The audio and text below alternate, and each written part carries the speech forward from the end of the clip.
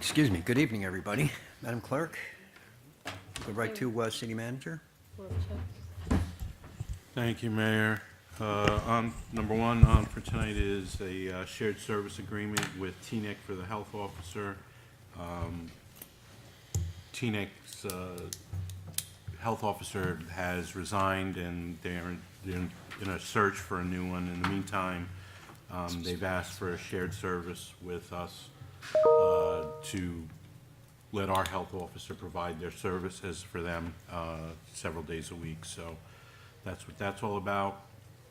Also, on number two is the grant for inclusion and recreation opportunities. And number three, I'm going to call up our CFO, Mr. Jim Mangan. Is going to do a presentation on the financial status of the city. Thanks, Mick. I wasn't able to make the July 15th meeting. I had some personal things I had to take care of. But when I got home that night about 8 o'clock, I turned the meeting on YouTube, and there were a couple of concerns and questions raised by members of the public regarding the finances that were answered by the deputy mayor and by the city manager, and answered very admirably, while I was sitting on my couch. But one thing you have to understand is that mayor and council or the city manager, you're not expected to know all the details of our finances off the top of your head. That's why I tend to try to attend the meetings. So what I'd like to do is just add to the answers that you gave at the last meeting. Not going to repeat anything that you said, because it doesn't have to be repeated. It's already been said. But, for example, on the subject of debt, the question was asked of how much debt do we have? Debt is measured in terms of a percentage of our valuations. And our debt percentage is 1.99%. Last year it was 2.112%, okay? And it's a very difficult concept to grasp. I don't know if you remember, but in the summer of 2021, we had members of the public also wanted to know about our debt. And at the June 15th meeting in 2021, I did a presentation on our debt management policy. Anybody can view that presentation. It was the June 15th, 2021 meeting. And at that, I outlined what our policy was. And our policy, as the deputy mayor explained, is that in contrast to the prior administration's policy was debt should never go over 1%. Well, you see, our debt is almost 2%, okay? We don't follow that policy. We've rehashed that policy completely. Our, just so you know, the state limit is 3.5%. Our total debt is $139 million. If we wanted to, we could borrow another $104 million, as allowed by the state. But our policy is not to hold our level of debt to some arbitrary number, 1%. Mm-hmm. What we do is we borrow money when we need it for the infrastructure, okay? As long as we don't have to raise taxes to pay it back. That's the barometer, I said back in 2021 that the debt isn't the villain. It's raising taxes to pay the debt back. That's the villain. That's the thing that we're trying to avoid. And that's how our policy works. If you hold your debt level to a certain level, just an arbitrary number, mm-hmm. You won't pave your streets, you won't fix your parks, because it'll be over your debt limit. Instead, we do sewer work, we do park renovations, we buy equipment, we fix streets, all without raising taxes to do that. Now, a couple of things. The policy, like I said, if you look at the presentation, it's a lot more detailed. But our debt level, because of our policy, also includes things like principal forgiveness. We've got roughly around $17 million in principal forgiveness for the sewer separation. That's similar to a grant. Principal forgiveness means mm-hmm. you borrow money for a project, you pay the contractors, the project's done. When you permanently finance, part of that principal is forgiven. You borrow it, but you don't have to pay it back. Right. And we've got roughly about $17 million in principal forgiveness right now. Same thing with grants. when there's grants. We borrow money inclusive of the grants. And then what we do is when the grants come in, we reduce the debt. We have about $5 million in grants, that we know that when we get the grants, we're going to reduce the debt, okay? But the thing is that our policy is, it's important to understand that debt management is very big, and it's allowed us to improve the infrastructure and not raise taxes at the same time, which has always been the goal. In fact, I'll speak to this in a second, but Standard & Poor's just rated the city's finances this past May, and they noted in their report that our overall debt limit is low. It is low for our per capita. In fact, in 2021, when I did a study of the 20 municipalities in South Bergen County, we were ranked 18th in debt per capita. Along those same lines, just so you know, there's a resolution on for tonight regarding the Powerfly Park project. Now, the Powerfly Park project is a project that we were doing to alleviate flooding coming off the school that was flooding Powerfly Park. And we did the bond ordinance, and we said we were going to finance it through the iBank. It's a stormwater project, not a sewer separation, so there's no principal forgiveness. We use the iBank because 3/4 of it is interest-free. And that savings alone made it worth it to do the iBank. Well, what happened was the DEP recently expanded their categories of principal forgiveness. And shortly after they announced these new categories, we contacted the DEP to see if our Powerfly Park project qualifies, which it does. And that's why there's a resolution on now tonight to amend Suburban's contract to handle the iBank coordination. That project now has 80% principal forgiveness. We incur the full debt. When the project's done, 80% of the principal will be forgiven. Okay? There was also a question was raised. The question was asked if the city was in the red, and the deputy mayor did an excellent job of answering it. But I just want to, just wanted to add to that basically nothing could be further from the truth. Okay, our surplus level, surplus is always measured at the end of the year. So surplus at the end of 2023 was $23.7 million. Now, just to put that in perspective, 10 years ago, at the end of 2013, surplus was at $2.03 million. 2023 surplus was 20% of our operating budget. The credit agencies, like you to have between 23 to 25%. 2013, it was 2.2% of the operating budget. And again, when Standard & Poor's measured the city's finances back in May, in the report, what they did was they gave us, they affirmed our AA+ rating, as the deputy mayor mentioned. That's one step below a AAA. And in the report, they said, the city's consistently strong operational performances and very strong reserves underpin the rating. Cities reported 6 consecutive audited general fund surpluses, largely the result of conservative budgeting practices and strong property tax collections. The positive 2022 performance resulted from strong payment in lieu of taxes, or pilot revenue, among other revenue not anticipated in the budget. We note that as part of the budgeting process, the city looks to maintain debt levels and fund various reserves outside its unassigned fund balance in its current fund, which provides the city operational flexibility it needs. Long story short is that we budget conservatively. We maintain reserves to make sure that we don't incur deficit. Deficit is the opposite of a surplus, okay? Which is why I said we are as far away from being in the red as possible. There was also concerns about and questions asked about the hiring freeze. And I'm not going to rehash that because you explained all the reasons regarding health benefits, et cetera. But there was a concern raised about summer camp. And that needs an explanation, okay? You explained the hiring freeze, why it was necessary to avoid the layoff.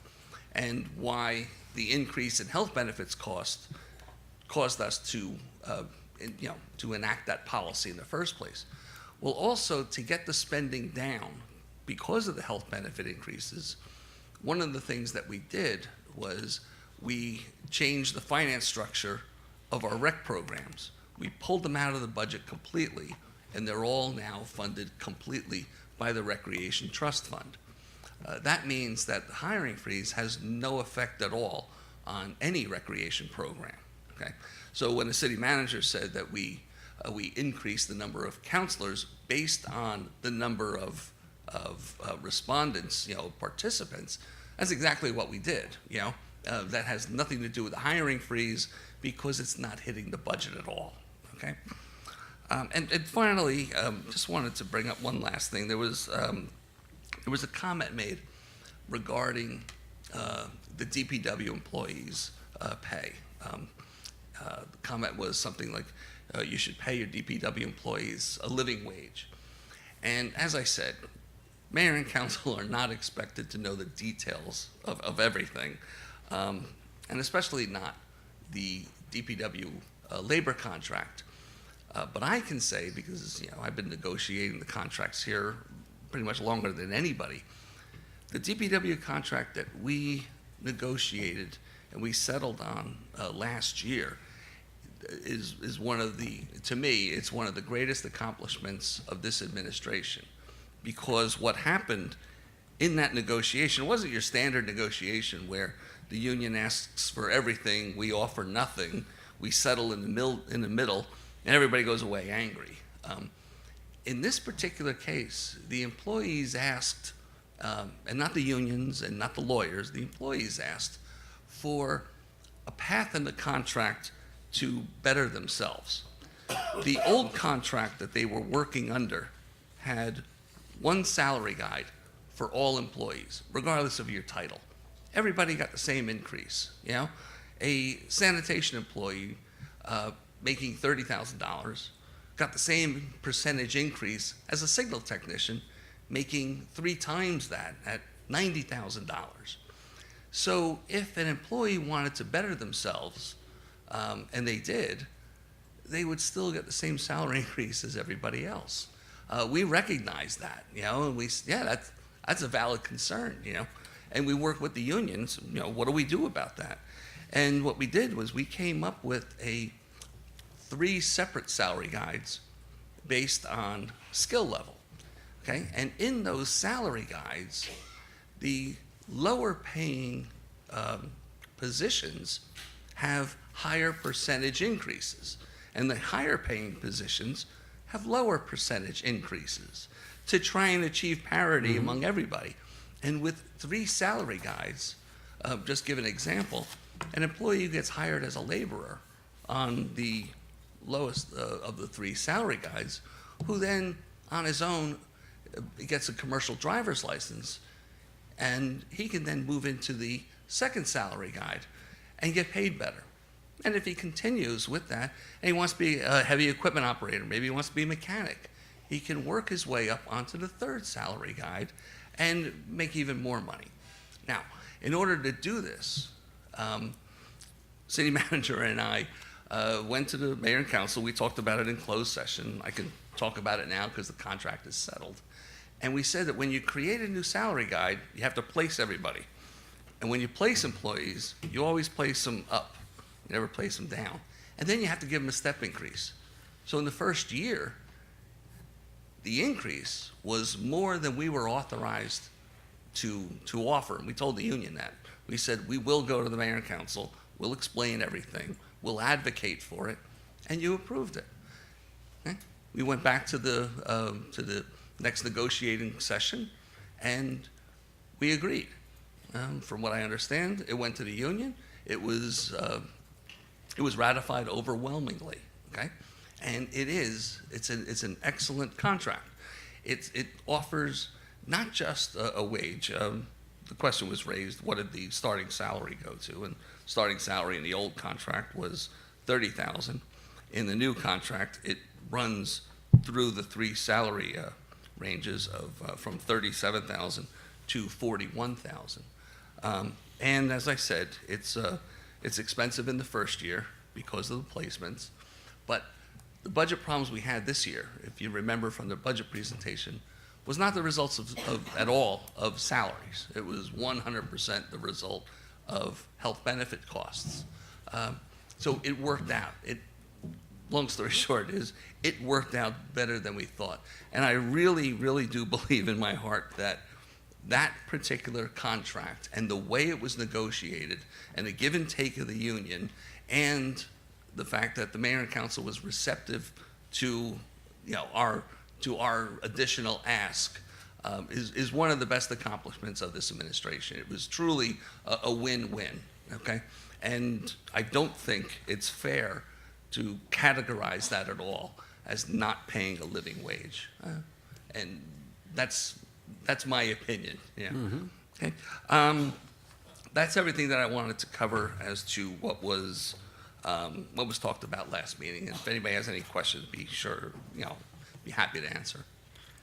No, you see stuff on social media this week, somebody was stirring the pot, again, we're so in debt and blah, blah, blah. And this, we take upon ourselves to, like the sewer separation, the stormwater stuff down by Railroad Avenue and all that stuff. If we didn't do that, if we didn't borrow that money, but we did the project, taxes would go through the roof. And property values would go down. And property values would go down. So, It's a quality of life issue. Absolutely. Absolutely. Yeah. And Again, our debt it's management just policy is scare another tactics out accomplishment. there trying to stir people up, saying we're in bad financial shape, when it's, like you said, it couldn't be further from the truth, so. Yeah. If And, is the debt level up? From the prior administration? Yes, it is. But it's we're not managed. raising taxes Yeah, to it's managed. pay it off. It's Yep. managed. Exactly. Somebody else is paying it all for us. That's right. That's really the answer. And a lot of it has to do with redevelopment, the hospital. The additional, work you're looking at between the hospital and redevelopment just this year, 10.5 million between the two Sure. of them. So, yeah. And then the pilots were cited in the Standard & Poor report. Yep, and not to mention, we have $20 million more in our reserve than previous administration. Yeah. Surplus is in excellent shape. Yep. Okay. Well, it enables us to be proactive. So That's right. that, should we be in that situation, we're not hurting our residents. And that's, I think, Yep. what the most important thing is to manage the finances. And you do a great job, Jim. Yeah. Thanks so much. Yeah, it's important for people to understand, that it's planned and then it's working the plan, okay? And everything is working exactly as we plan. Sometimes it works better than we think, and sometimes those reserves are a godsend, when you're hit with things like a global pandemic, for example. Yeah, yes. Thank you, Jim. Thank you, Okay. Jim. Thank you, Great Jim. job, appreciate it. Thank you. Thank you, Jim. Next up is our CSO and Stormwater and Parks update. I'll ask our city engineer, Chris Wheaton, to come up. Evening, everybody. Sorry. Just getting into our overview of major projects. The list has shortened a little bit, doesn't mean our workload has reduced, but yeah, it's good to see projects moving along. There are no significant changes to our major projects. Moving into our CSO separation projects, again, we are currently in the sixth major project with the Anderson Street drainage area, which is diverting water away from the Anderson Street CSO facility into the Court Street CSO facility and new stormwater outfall that was constructed behind the Toyota dealership. The Anderson Street project is well along. We are expecting completion of this project in late fall, late October into November. The sewer mains on Clay, Berdan, James, Berry, and Stanley are complete and halfway complete on Railroad Avenue. The storm culverts have been installed on Berdan, Clay, and James, and we're currently working on Berry Street, and Stanley Place will follow after that. The utilities relocation that has to support this project by Veolia and PSE&G is significantly complete with the mains completed. As we complete the stormwater culverts, there will be some final completion of the service connections for Veolia and PSC&G occurring on Berry Street and Stanley Place and Railroad Ave as well. And it's nice to see that we are able to start site restoration on Clay Street as the project has been completed there. So we are in the process of installing curbs and sidewalks on Clay Street.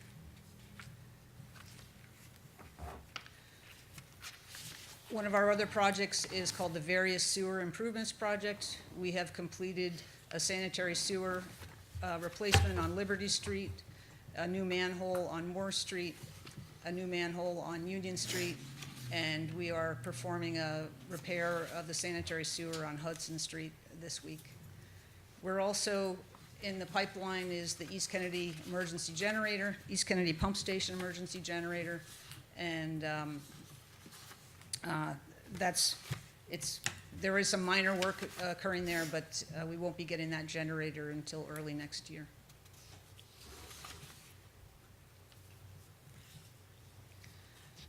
The other major project that we have going on is our FEMA post-Ida flood hazard mitigation project. Again, this project is shown in red, and it encompasses some of the lowest elevations in the city. It's going to add 80 acres of stormwater management and combined sewer separation to our already significant acreage of stormwater projects. It's about a 5-year implementation timeline. We have completed the CCTV of the sewer service area, and due to features that we found and some connections that were found with those investigations, we are now able to look at the addition of the South Newman Street drainage area, stormwater pipelines to this project. So we are presently studying that area and seeking its inclusion with New Jersey Office of Emergency Management.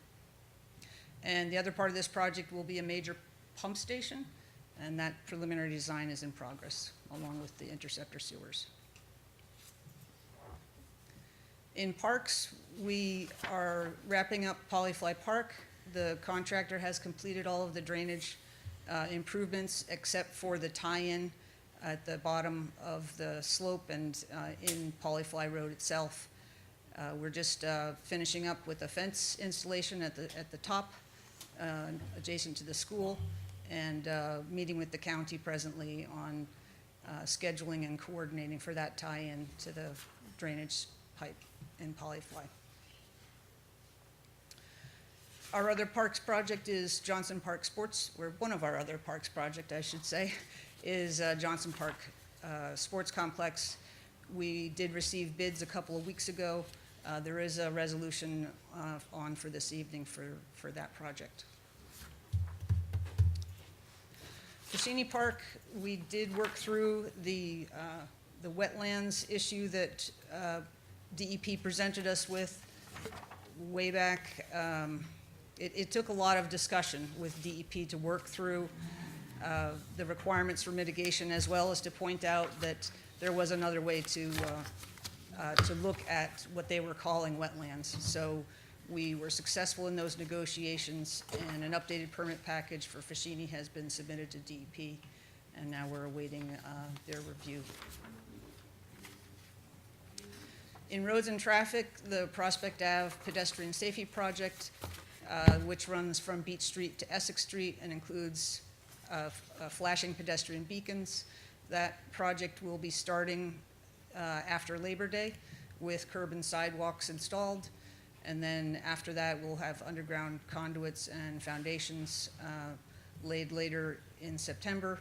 The signal equipment is still, as we've discussed, it is a very long lead item. It's expected to ship in late October and will be installed as soon as possible thereafter.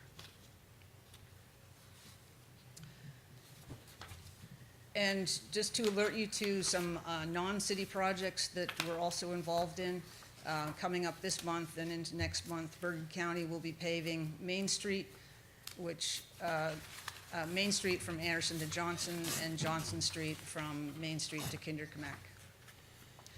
And we are also are working with Hackensack Ave and coordinating on the project that will install a new turning lane at the Bergen County Academies and widen that road easement of Hackensack Ave.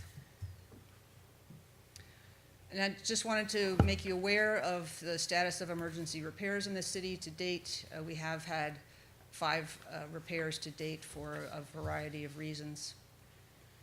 I won't get into the details, but feel free to reach out. And I just wanted to, last week was a heck of a week.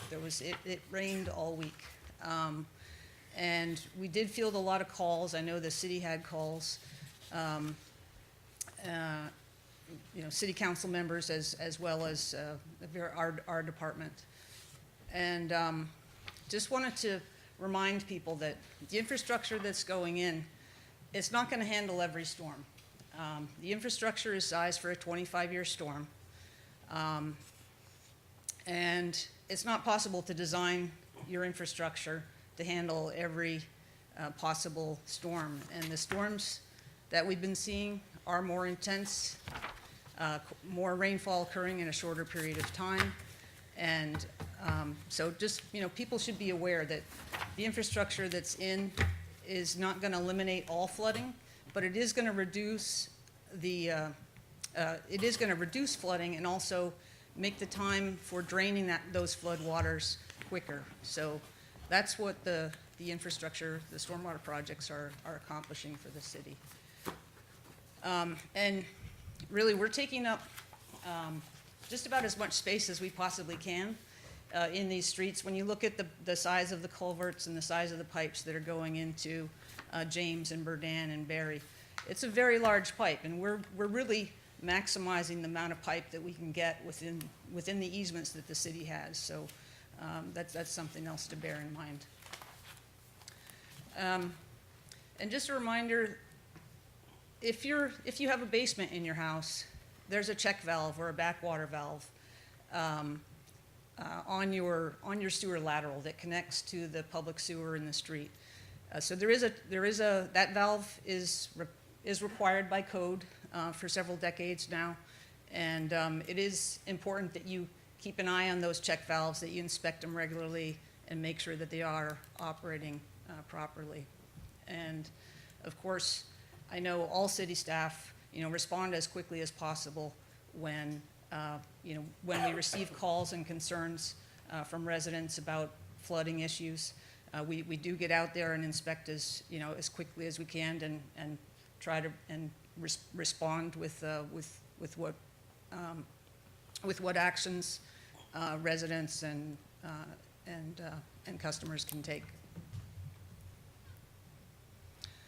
And just again, a reminder, what you put in the sewer, again, talking about flooding, all these things that don't belong in the sewer that go into the sewer, they contribute to flooding. If you pour grease down the drain, there will be grease backups in the sewer system. You throw wipes and personal products down the drain, those can accumulate as well and block the sewers. So really, everybody please do your part to help to keep the system operational. Any questions? I'd like to just add a little bit to the flooding, and again, I want to thank everybody in the city that, was out most of the night. A lot of the city employees that were very proactive in going out before the storm because we knew it was coming, and, clearing catch basins and checking all of the pump stations. That, again, a lot of hard work and a lot of good work that was done by our city employees, and I think, as a council and as residents, we really need to thank them for that. I think a couple of things you said are extremely important. There's the amount of rain that we've had, there's no way anyone can prepare for that. And, we saw flooding not only throughout the state of New Jersey, but pretty much throughout the entire country. The weather that we're having is something that, no matter how much we invest, is never going to handle that type of volume in that short a period of time. I think that the key testament to proving that the work that we're doing is truly working is in the areas where we have gone in and completed work, such as River Street. The recovery time, by the next morning, River Street wasn't flooded. Now, a few years ago, River Street would have remained flooded for a couple of days under that type of deluge. Yes, it's unfortunate there's areas that South Newman, Lodi Street, we haven't gotten there yet. Our plan for Green Street, which we're receiving a considerable amount of grant money and working with the state, that is next on our list, and, we're gonna be down there, and that will be helping that area as well. But the key is to see if this is working, the key is the recovery time. When this happens, is the system, in fact, handling it, or is it staying like that and taking days for that water to dissipate where these changes have been implemented? And I know it's not fun, folks.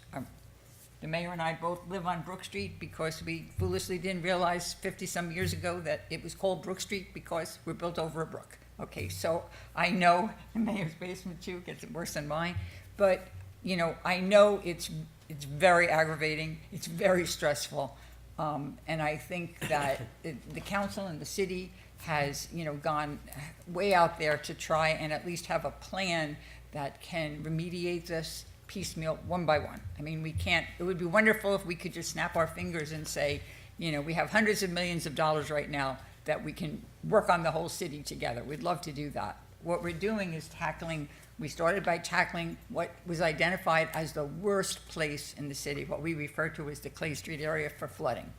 And just by fixing that area and diverting the water there is actually helping some of the surrounding areas as well, because we've separated it from that. So we're seeing results that I think definitely reinforce the positiveness of these changes. And folks, we're gonna keep at it. We're gonna keep from one area to the next until we get these problems solved. And I think this whole council has proven their commitment to that. Yep. I just want to speak to, and we didn't even bring it up, but we live on a tidal river, all right? Hackensack River's tidal. We have a high tide. You combine that with a rainstorm like we had this past week, where that cell wrapped from Englewood around Teaneck into Hackensack dumped over 4 inches in 1 hour. That's like biblical rain. It was really, I'm here 47 years. That's probably the hardest I've ever seen it rain in this city. And it was tough. I got hammered. I know Hudson Street people got it pretty bad. We had to evacuate some people out of there. Newman Lodi Street got it really bad. They have the biggest trouble with, getting the residual water out of there. It sits there for days. I went back the day after it rained. It was still 3 feet deep down by Lodi and Newman Street. And Lodi don't have anything. And Railroad we don't have Avenue any water.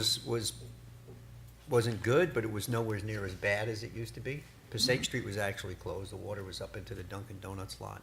But when you get that volume of water in such a short period of time, it's absolutely, and you have a high tide and full moon, you're in trouble. A perfect storm. So Vinnie Caruso, our city manager, was the Lodi police chief and also the city manager in Lodi for years. Lodi always flooded. They got the Saddle River runs right through. They got nothing. They got hardly anything. They're literally 1.5 miles away from us. So, I mean, it's, Mother Nature just really got us good this time. Alice, when she lives in Walwood, she don't have nothing there. Yeah, it was sunny out.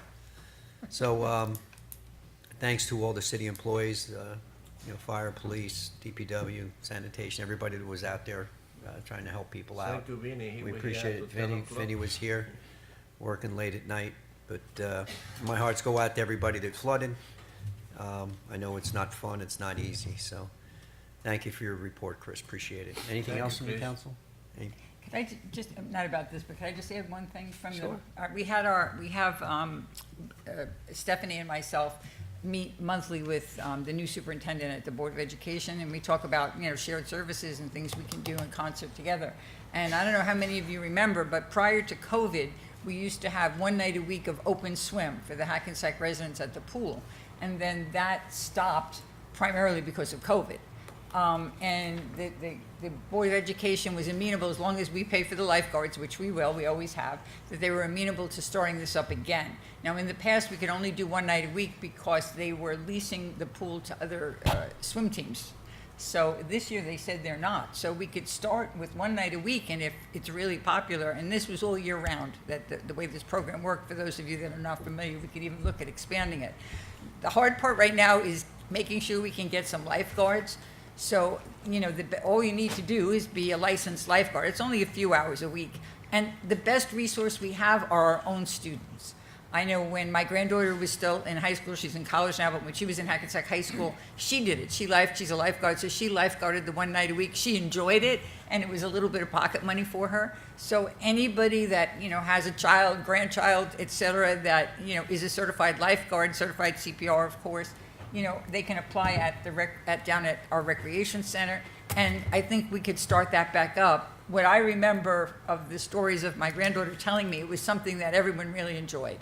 That, you know, it was always had families there, and it was a fun few hours, and if the school is willing to do it with us, I think Yeah. it's a great opportunity, and we should, you know, definitely. So, you know, anybody who's a lifeguard, have them submit something down to the rec center. Thank you. Okay, That's all I have, Mayor. that's all I have. So need a motion to open to the public, please? Offer. Second. All in favor? Aye. Aye. None opposed? Anybody from the public who'd like to speak, please come forward. Good evening, I'm Paul Nichols. Is this general comment on anything? Or Yes. some specific? Okay, thanks. Anything generally related to the business of the municipality. Right. There were supposed to be a bunch of veterans here tonight from 70 Polyfly, because it was brought to my attention about a year ago or 8 months ago. I had it was told to me that the elevator didn't work, and there were a lot of other things, and I called the buildings department, and they said, I can't remember who I spoke to, but they said they would take care of it, and I just got a call last week that, and I guess they couldn't make it tonight, but they were supposed to be here, a bunch of disabled people in that building, and there's a lot of different stuff going on. What building is it, Paul? I'm sorry. 70 Polyfly? 70 Polyfly? Yeah, and I was shocked to hear after 8 months that I just thought it was taken care of. And as a matter of fact, the Veterans Administration was supposed to be here tonight too. But, so if you guys could look into that, that's basically it, other than I didn't know I was going to walk into something about the sewers. And since we're talking about that, I don't know if you remember a couple of years, like a while ago, I've said a couple times I had meetings with the Housing Authority and the DEP of New Jersey, and they said that, you know, this ain't going to stop unless the Army Corps of Engineers was going to do a study in the Meadowlands and put the dikes and all that, like they did down in New Orleans. But nobody said anything recently about, and I always keep forgetting, the best way to reduce flooding, dirt, trees, and grass, and stop overbuilding. That's what absorbs the water. You can put all, and this last rainstorm proved, you can put all the sewers you want. It's not going to stop the flooding, but I agree with you. I remember when River Street would be flooded for a day, 2 days, whatever after. But since times are changing, and like you said, it's raining more and heavier, we're always going to have that tidal coming in while water's coming down the hill, and it's going to go up. So I'm still against all these overbuilding. All this overbuilding that we're doing, and not enough grass, parks, and it's really not good for the environment. So, let me chirp in here. Sure. Can you tell me a building that was put over a lot that was grass in this city? I don't know. Took impervious surface, built a new building with green infrastructure underneath it, with water storage and water retention, and many of them have green roofs.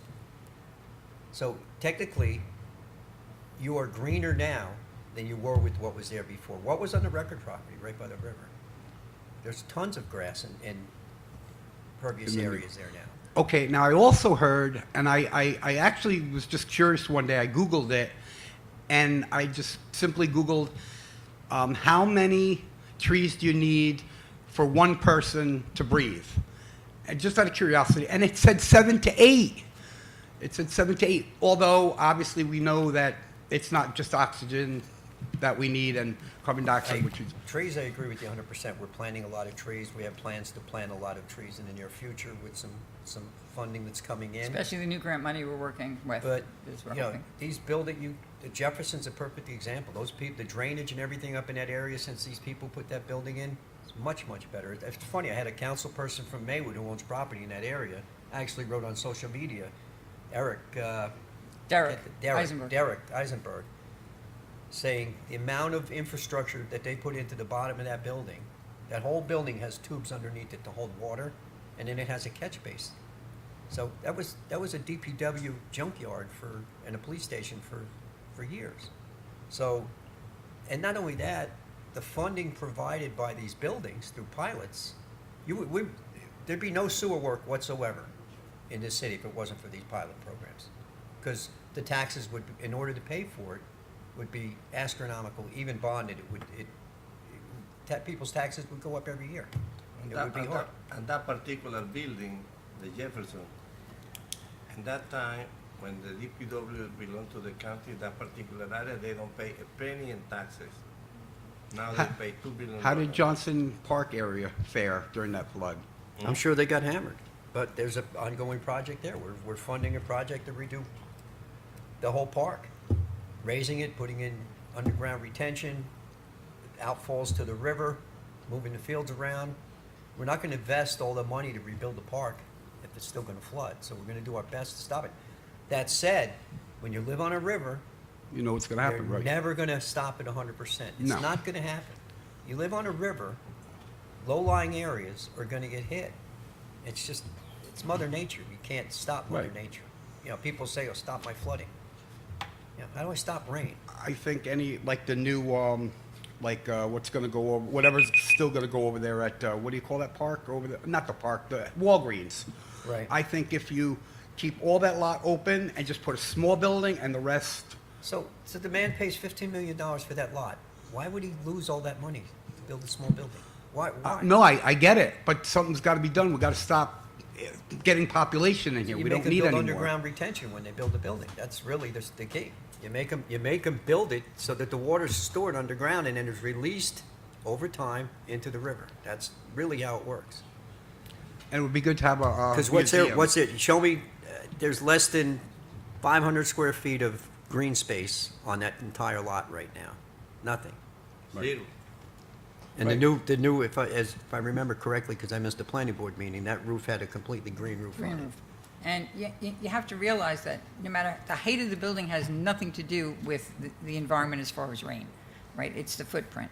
So these were all impervious surfaces. You know, these were all slabs of concrete, macadam, et cetera, with no stormwater requirements.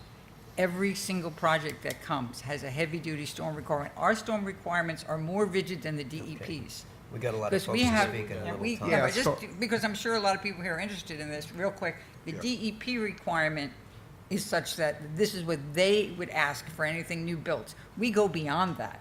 Ours Right. is stricter. So we've really, put our foot down here as to how these buildings are being built and what they're doing to help, and that's important. I'm sorry. Sorry for going That's all over. right. Thank you, I and just wanna please get look these other into folks. 70 Polyfly, Okay. if you could. Next person, please. Thanks. Good evening, Bridget. I'm here, Christine, I'm so glad you're here. Because we received those letters back in November 2023 about the projects of Stanley Place and James Street and so on and so forth, all the way down to Central Ave. I got pictures and pictures of people who constantly were like saying, what is really going on here? I don't know how many crews you have out per street, fixing the street and simultaneously as they're working. But from what you said, Kathy, is the base part of the DPW doing their job. I had to actually call because Passaic Street was so bad to get barriers put up between First Street, Railroad on Stanley Place. When I say the young lady come from Passaic Street and went down the street and her car conked out, the water was like, say, to the mid of her car door. She had to climb out. I had to call the fire department, tell them that a person was stuck there. So you guys are saying that, you know, DPW did their jobs and people were out doing whatever, but they never think to cut off the streets that flood so badly. Never. Before that rain started to come down, everybody knew there was a storm coming. No barriers went up. So everybody from Passaic Street was coming down Stanley Place thinking that they were going to get to Railroad, only to get stopped by the water that was like a river. So, Ms. Christine, I would like to know, since this project started November of 2023, and the paperwork did said approximately a year to be completed and done, can you give us a more definitive answer of when this will actually get done? In November. By She November just, she this just, year. she just It spoke will to be it before. completed by the end of November, so By I the can end tell of everybody. November. Okay, so are we working on the streets simultaneously? Because I don't see no one on Stanley Place. I see them on Berry Street. The people on James Street are furious. I sent a letter to Vinny and to Ryan, letting them know that, you know, a family who has a daughter that's disabled lost all her medical equipment. All of it. So my thing is, how do you tell these people that, you know, this is happening, but look what's happening here? We know we can't stop Mother Nature. Everybody knows that Right. part of it. But the part that we're trying to see here is, The biggest part they're having, Ms. Rucker, is the infrastructure that's already under the ground. Right. Is trying to find placements to put in the underground retention and run the pipes through all this maze of stuff that's under the ground. That's one of the large, if I'm not mistaken, Chris, is that one of our issues that they're having? It's, Yeah, my So, son had to work with it's utility slowed up the people. process quite a bit. but is that the same for Stanley Place? It's, she just mentioned before, actually, and when she was speaking to us in her report, that they're, you know, they're running into, there's a lot of stuff under the ground. No, I understand that part, but I'm saying, is that the same for Stanley Place, what you're finding on other streets? Like, I know Berry Street and James Street, because the people that were on James Street already complained about the manhole on the sidewalk. So Right. I got that. So I know Berry and James might be different, but is that the same on Stanley? I would have to look specifically at the design plans, Ms. Rucker. Okay, Because, yeah, I don't have it right in the top of my head. okay. Chris, I mean, one of the other issues, Bridget, too, with this whole thing is all the work that's being done there hasn't been connected yet. Right. And once it's connected, you will see a vast improvement, you know, that's the plan. Like, so far, so good for me, because Yes, the water I know. has been, Yeah. you know, less than what it was on the norm. Right. So that was a good thing. But when you're talking about getting down Stanley, right in that dip where it becomes that pool Right. of river, those are the people that I'll are. be the first one to admit furious. that we kind of got caught on this one, because it was so fast. No, I got it. And that's probably why they didn't get stuff out right away, because I always said, where's the barriers? I agree with you, we should have had barriers up. I tried, you had Passaic Street closed, you had Central was closed, Essex Street was closed, there was no way to get from the north of the city to the south if you were west of Anderson Street. And we were Anderson, you standing could in the get- middle of the street telling people to go back. I understand. But people don't But- listen, so. And the other thing we try to tell, you know, you said was a young lady, but, you know, when I was a young guy, I tried to go through the water too with my car. I wouldn't do it today, so. Right, exactly. So I'm just trying to figure out when those kind of storms are already brewing and everybody knows, if we can just get barriers, you know, to cut off the street until it gets fixed. Right. Okay? But Thank you Bridget- so much. That's a good Bridget, suggestion. Bridget, Thank you. I spoke to the person that's doing the job, the company New Prince, John Maisano. He promised that everything gonna be done by the middle of November, everything. The middle- Paving? No, Yeah, I know, paving, because I see the paving. date on my slip, it says November 23rd, so I already know that's approximately the year and probably when they would be funded. I just wanted Paving to and the whole know. thing, the sidewalk, the curb, everything. So I was just trying to figure out like a timeline, you know, like a Yeah. timeline Yeah. to say, Middle of November. The each only thing street- you gotta, if we get another stretch of bad weather, it could hold things Oh, I off, but hope not. fingers Okay. crossed. No Okay. problem. Thank you. Next, You're please. Good evening. Hi, how are you? Good evening. We represent Newman and Lehigh Street. Okay, All those people we here because we're really concerned about what's going on there. We have a lot of people that they don't live there, but they hanging out by the stair in the street. And they doing a lot of stuff that we can see is on camera, and we've been complaining every single time, and we call the cop like more than 10 times a day, and nothing happened. And we are really, really scared to go out. Even when we go up to the building, they don't move. And when you ask them to move, they give you attitude. And we don't know those people. So I don't know what had to be done, because we complained with the manager, with the owner and all that, and nothing happened. And as you can see, we have people for every age. Like we have teenager, we have older, and we're really scared. I'm scared to go down, to go to the garbage, to throw the garbage out, because they don't care. They don't have. I feel they don't have nothing to lose, but we want to be safe. I already, Okay, I'm on this. so, I actually received, hold Also- the time for a second, Deb, on them. Hold the I time. actually received some calls today, and I contacted the city manager. And please, don't hesitate to call us when it gets to the situation. So maybe just before you, Yeah, we'll let you continue, Let Yeah. him just answer the question. I received a call today from the deputy mayor, who got a call from one of the residents over there, okay? Soon after I spoke to the deputy mayor, I contacted the police director and the captain, the officer in charge, and sent them a lengthy email specifically saying what you guys are just saying. There used to be, at one point, there used to be a walking post there where the police would stop, get out of the car and walk around. And now they also have things, what they call tasks. So I have requested that they put a new task there where the officers will, go to the location, disperse anybody that's there that doesn't belong in your neighborhood, and keep an eye on it and have a police presence there, constant police presence there. So we're working on that. Like I said, they just said it today to them, so hopefully by the next day or two, you're going to start to see a lot more police presence there. The other day happened a shooting in front of my building. It was a shooting. The other day was one of them was starved by the knife, and they always fighting. They always in top of our car. I have a teenager. I have an autistic kid. She too. All these persons, they all old people. I want my son to go outside and play. They don't let them. They don't live there. None of them live there. We scare. When I get out of my car with my kids, they harass me.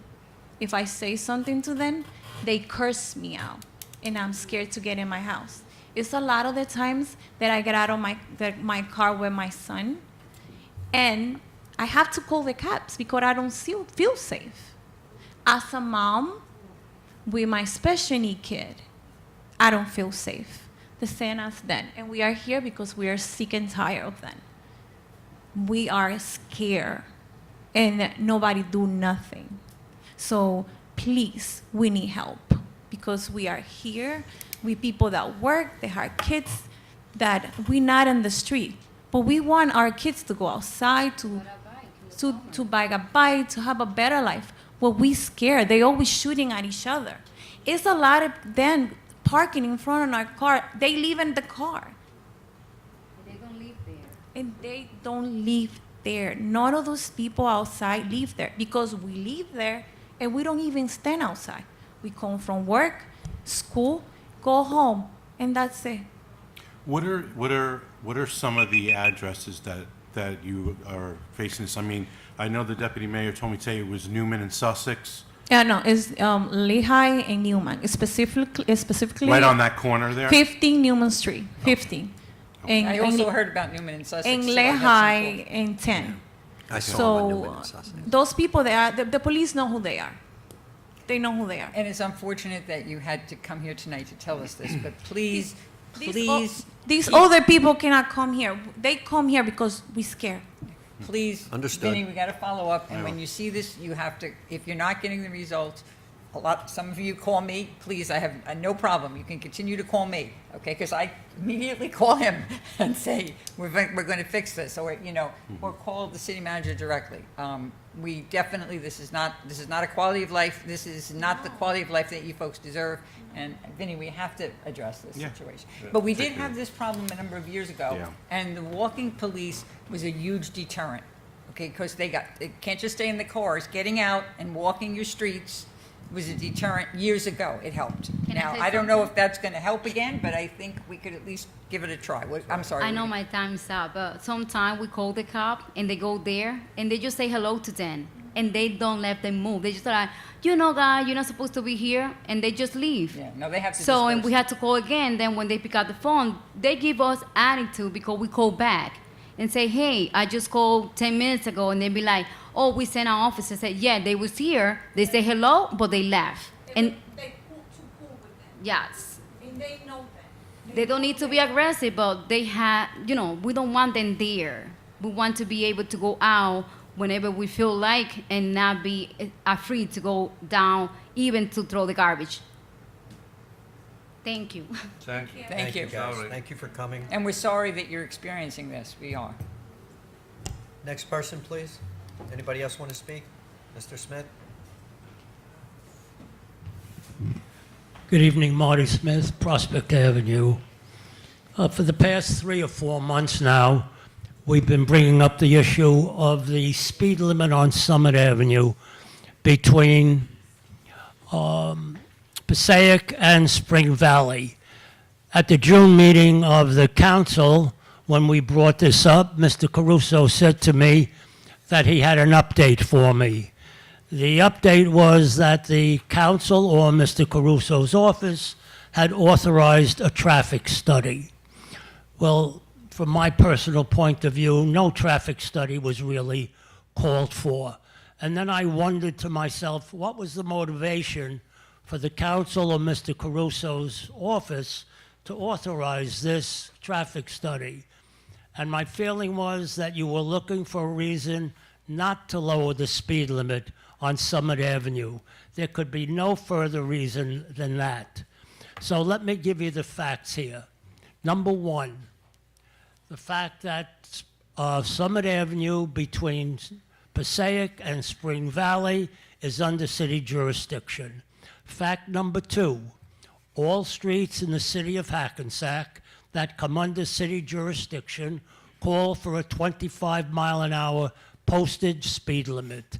And fact three is that currently Summit Avenue between the 2 points in question currently have a speed limit posted of 35 miles an hour. Now, I think basically we have kind of beaten this issue to death here. You have the facts in front of you. So my final question to you, and I'm not going to bring this up at any future council meetings, is this. Are you going to lower the speed limit on Summit Avenue between the 2 points in question to bring it into compliance with all streets in Hackensack that are under our jurisdiction, or aren't you? It's a yes or no question. So I'm going to say this, the traffic division of our police department is the one who performed the traffic study. Correct. And I'm not going to go against our police department on what their recommendation is. Okay. So I'm going to defer to the city manager to explain it. We actually discussed this in closed session tonight, Mr. Smith, and the recommendation of the police department's traffic division is to not lower the speed limit on any of those 3 sections. Let me say this. Well, you know what? That's the answer I expected to get. But, it's not the job of the city council to pick and choose the rules and regulations that you are in office to enforce.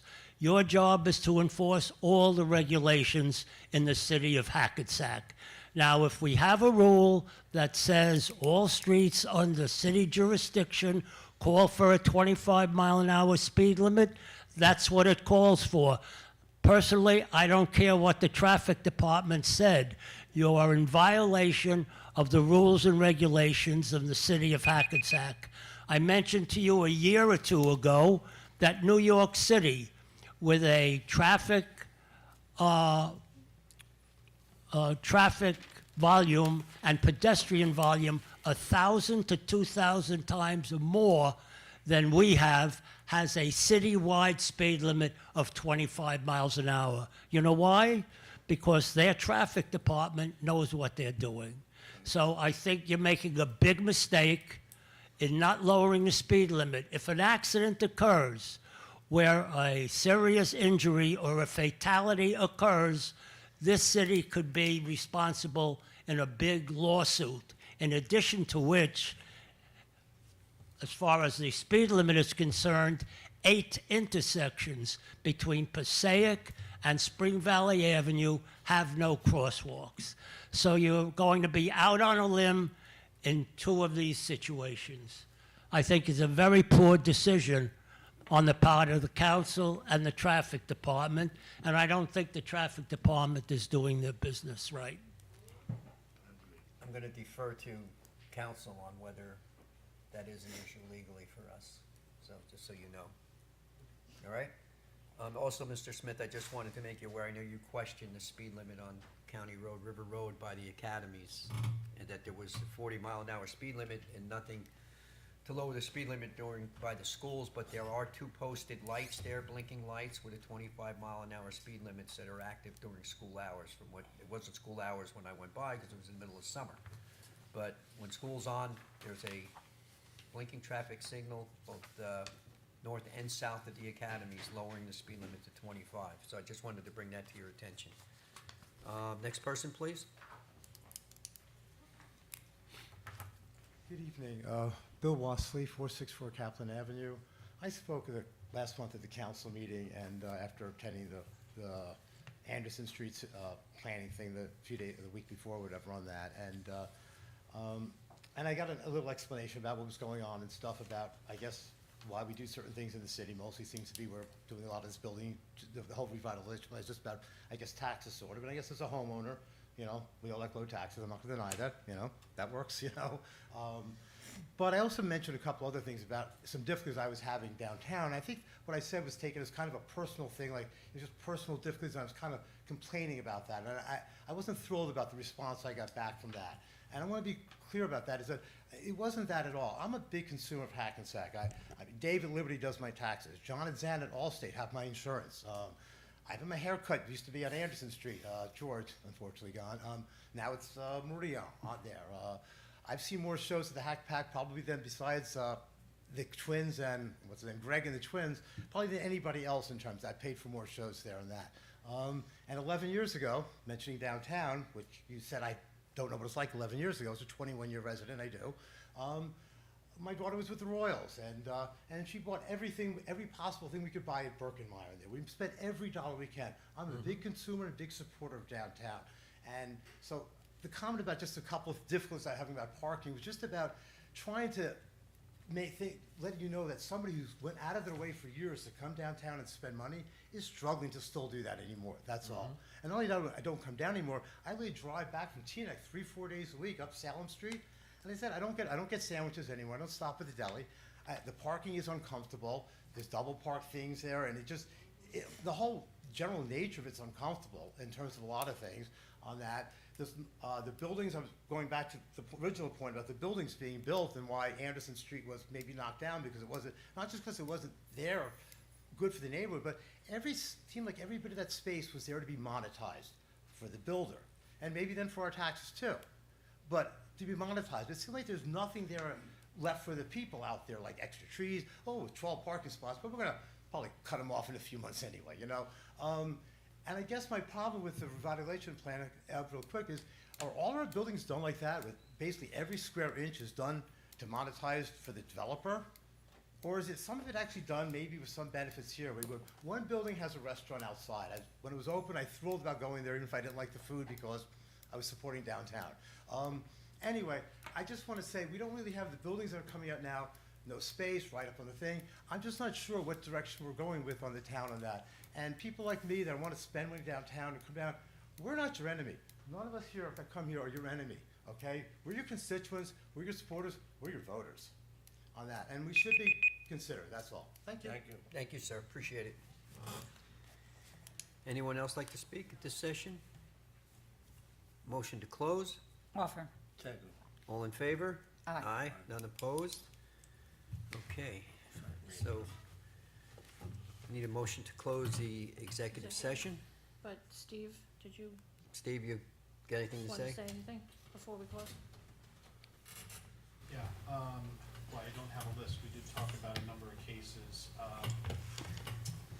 Vasquez, Eduardo, Yeah, we talked about Vasquez, Eduardo, the Donnell Prince litigation, ongoing litigation involving the DBA and unfair labor practices / grievances. Fire department, Pardon? fire department. Yes, fire department litigate, FLSA litigation. I think that's it, but if I forgot, I'll clarify. I'll think about that in the next few minutes. I think that's it. Yeah, I think so too. Do you need Okay. a motion for executive? Motion to close the executive session. Offer. Second. All in favor? Aye. None opposed. Motion to close the council of the whole. Offer. Second. All in favor? Aye. Aye. None opposed. 10 Okay. minutes. I will come So back. we're going to take a few minute intermission, bio break, and we're going to start the next meeting.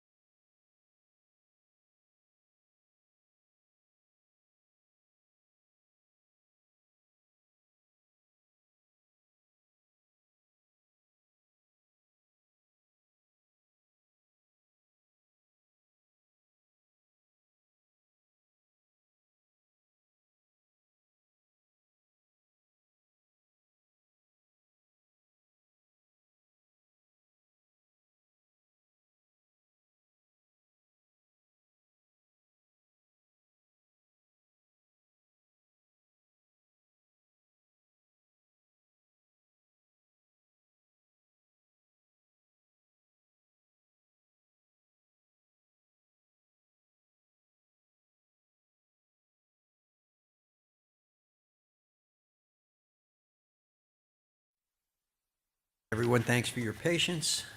Madam Clerk? Councilmember Von Rudenberg is absent. Deputy Mayor Canestrino? Here. Councilmember Pataglia? Still here. Councilmember Carroll was excused. Mayor LaBrus. Here. This meeting is being held in accordance with the Open Public Meeting Act, NJSA 10:4-6 et sec, notice of which was sent to the record in the Star Ledger and was posted on the municipal bulletin board. And I did that backwards. So now we're up to the flag salute.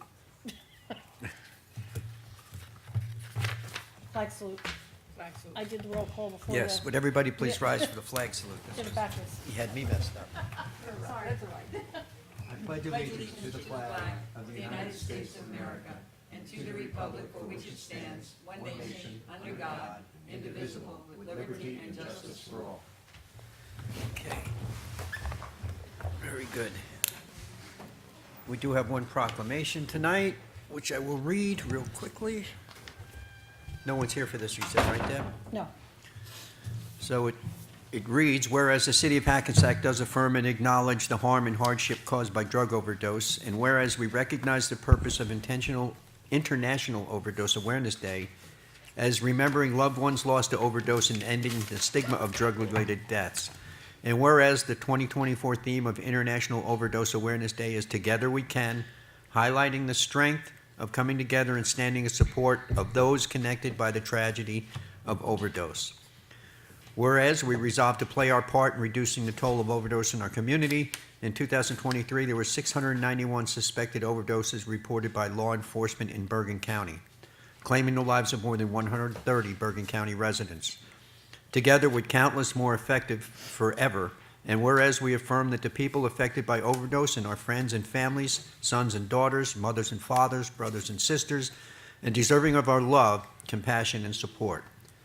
Now therefore be it resolved that I, John P. LaBrosse Jr., Mayor of the City of Hackensack, along with members of the City Council, City First Responders, the Hackensack Municipal Alliance Against Drug and Alcohol Abuse, do hereby proclaim August 31st, 2024 as International Overdose Awareness Day in the City of Hackensack, and join us in remembering those we have lost to this epidemic by placing 15 purple flags in front of City Hall, representing the number of overdose deaths in Bergen County each month. So, very important day when at end of the month. We'll be recognizing that. They'll be presenting that proclamation then. It's turned into a scourge in this country. Overdose has always been a problem, but now it's worse than ever with all these new drugs out there, especially fentanyl, which is just touching it can kill you. So need to get this stuff off the streets and away from our kids. So with that, let's go to the city manager's report. No, I have a approval of minutes for June 25th, 2024 for the county executive regular meeting. You can Need a do them motion? both together. You can do them both together. Okay. You weren't here. Well, I wasn't here for the 15th. Yeah, but that's okay. All right, so the July 15th, 2024 Cow Executive Regular Meeting as well. Offer. Second. All in favor? Aye. Aye, I abstain. Okay? So now we go to the city manager's report. Okay, thank you, Mayor. I was out for one, right? You left July 15? I was gone. So was Leo. So was Leo gone. I was the only one that was I here. was out July 15. Yeah, Oh, he was they were out both too. out. They I were was the both only out. one here for the Can't approve 15th them. of July. It doesn't matter. It's okay. Okay. The city right, then. splash pads are open are we good? The city splash pads are open 7 days per week from 11 a.m. to 7 p.m. Due to last week's storms, National Night Out has been rescheduled to tomorrow night, August 13th at Atlantic Street Park from 6 p.m. to 8 p.m. There will be fun for the whole family, including Touch a Truck, games, handouts, food, crime prevention and safety exhibits, and a dunk tank and more. Summer fun continues at Atlantic Street Park with Sunset Yoga on Mondays. Thursday night movies under the stars featuring the Ninja Turtles movie this week and Wonka movie on August 22nd. The Sounds of Summer concert at Atlantic Street Park features Big House this Friday, August 16th, and Gotham City Latin Band on Friday, August 23rd. A reminder that all board and committee meetings are open to the public to attend. Check the city website for planning board, zoning board, condo board, recreation board, Shade Tree Environmental Commission and Green Team meetings. In recognition of Overdose Awareness Day on August 31st, the city will be placing purple memorial flags in front of City Hall to remember those that have lost a loved one to the opioid epidemic. Hackensack Junior Comets football registration has been extended to August 16th. Hackensack Junior Soccer registration is now open. And congratulations to our 2024 youth outdoor track team as they qualified for state and regional qualifiers.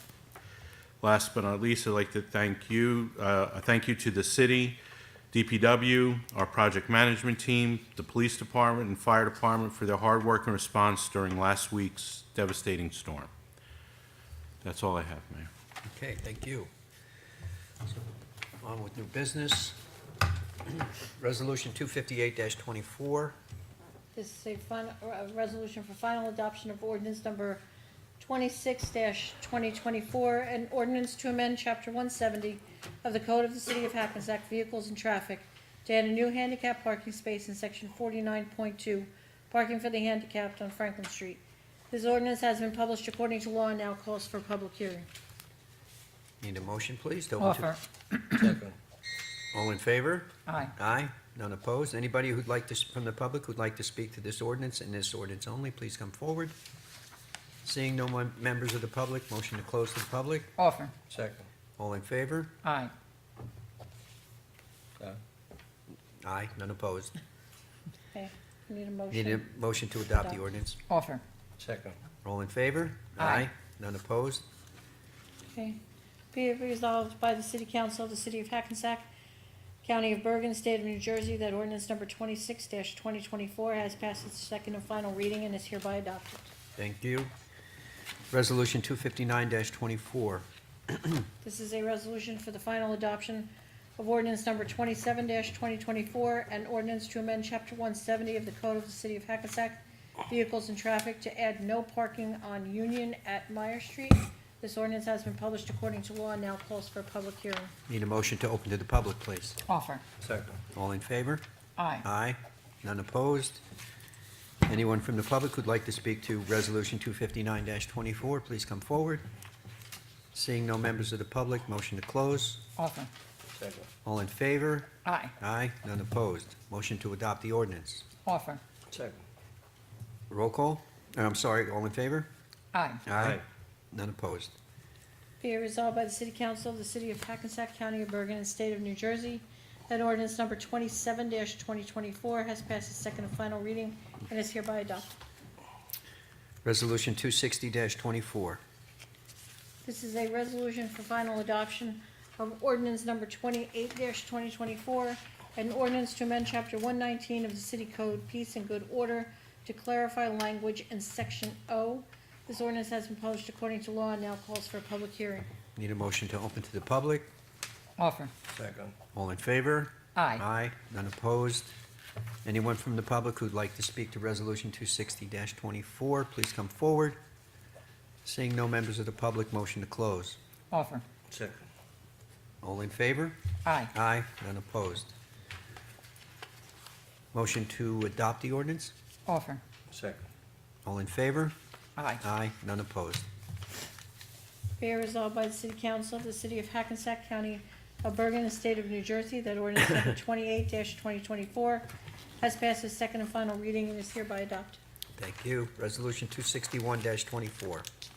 It's a resolution for final adoption of ordinance number 29-2024, an ordinance to amend Chapter 170 of the Code of the City of Hackensack Vehicles and Traffic to add Stanley Place, Second Street, Berry Street, and Haynes Place as resident-only on-street parking areas. This ordinance has been published according to law and now calls for a public hearing. Need a motion to open to the public? Offer. Second. All in favor? Aye. Aye. None opposed? Anyone from the public who'd like to speak to Resolution 261-24, please come forward. Hi, Blanche Stewart, 252 3rd Street. I'm Hackensack. I am a member of the Elks on Berry Street. We allow the residents on Berry Street to park in our parking lot at that section of Berry Street. Right. Because the Elks has been there for years and years and years. Right. And then they built the houses next door, which was a commercial building before that. But on we kind of coordinate with the neighbors on that part of the street. So is there anything that we can do with that section of the street? When we have events, sometimes we have to park on the street. People who come, they have to park on the street, and we have visitors from out of town or whatever, they bring buses.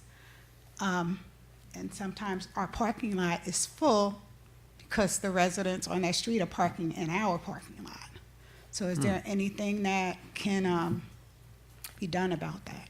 Didn't we talk about this last time, and we talked about the hours, right? Isn't it over at what time, 6, 7? 7 to 7. 7 to 7. 7 to And 7. remember, we talked about this last Okay. meeting, and you said that most of their stuff is in the evening, is that still true?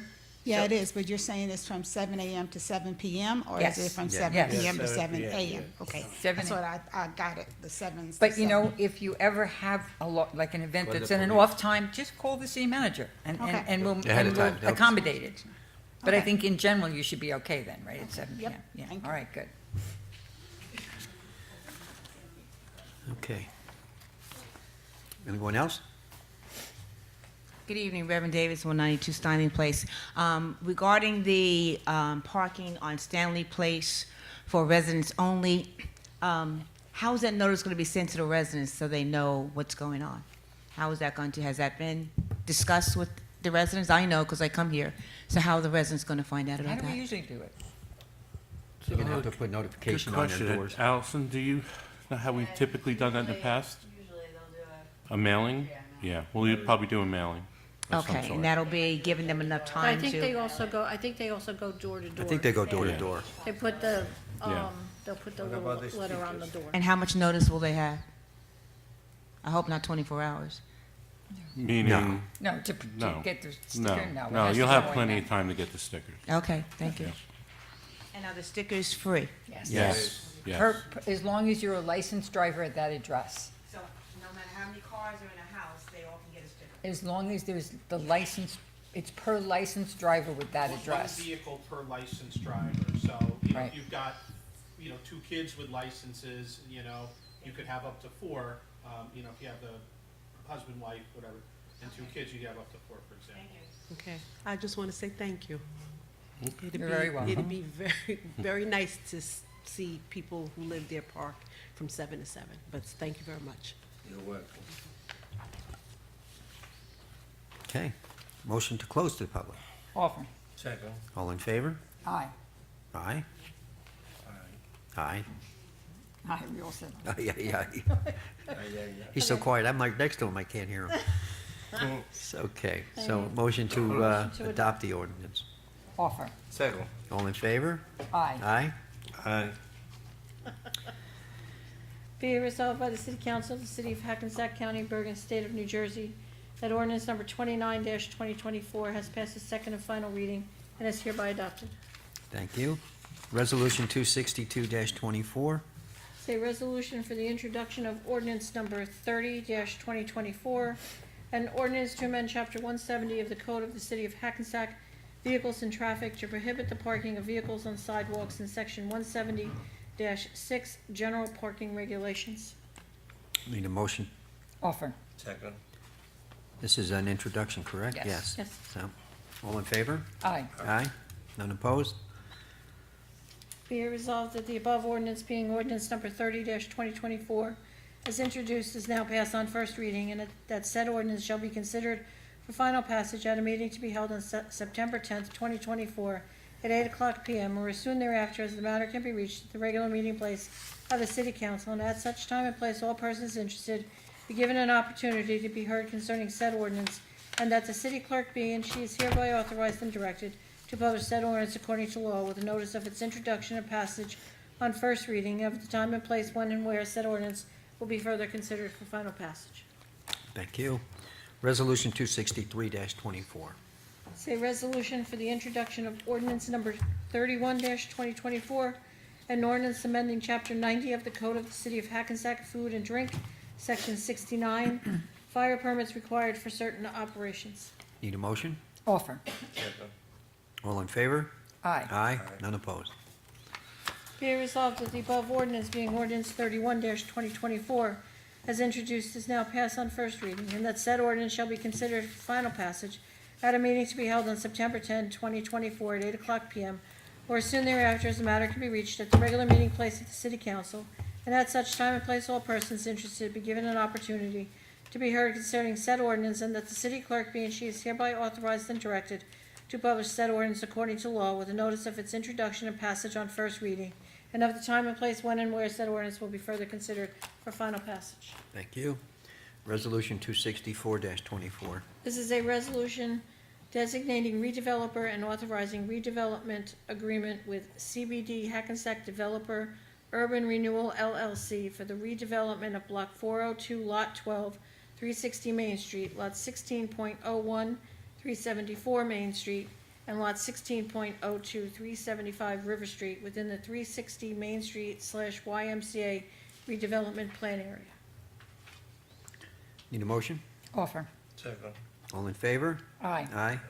None opposed?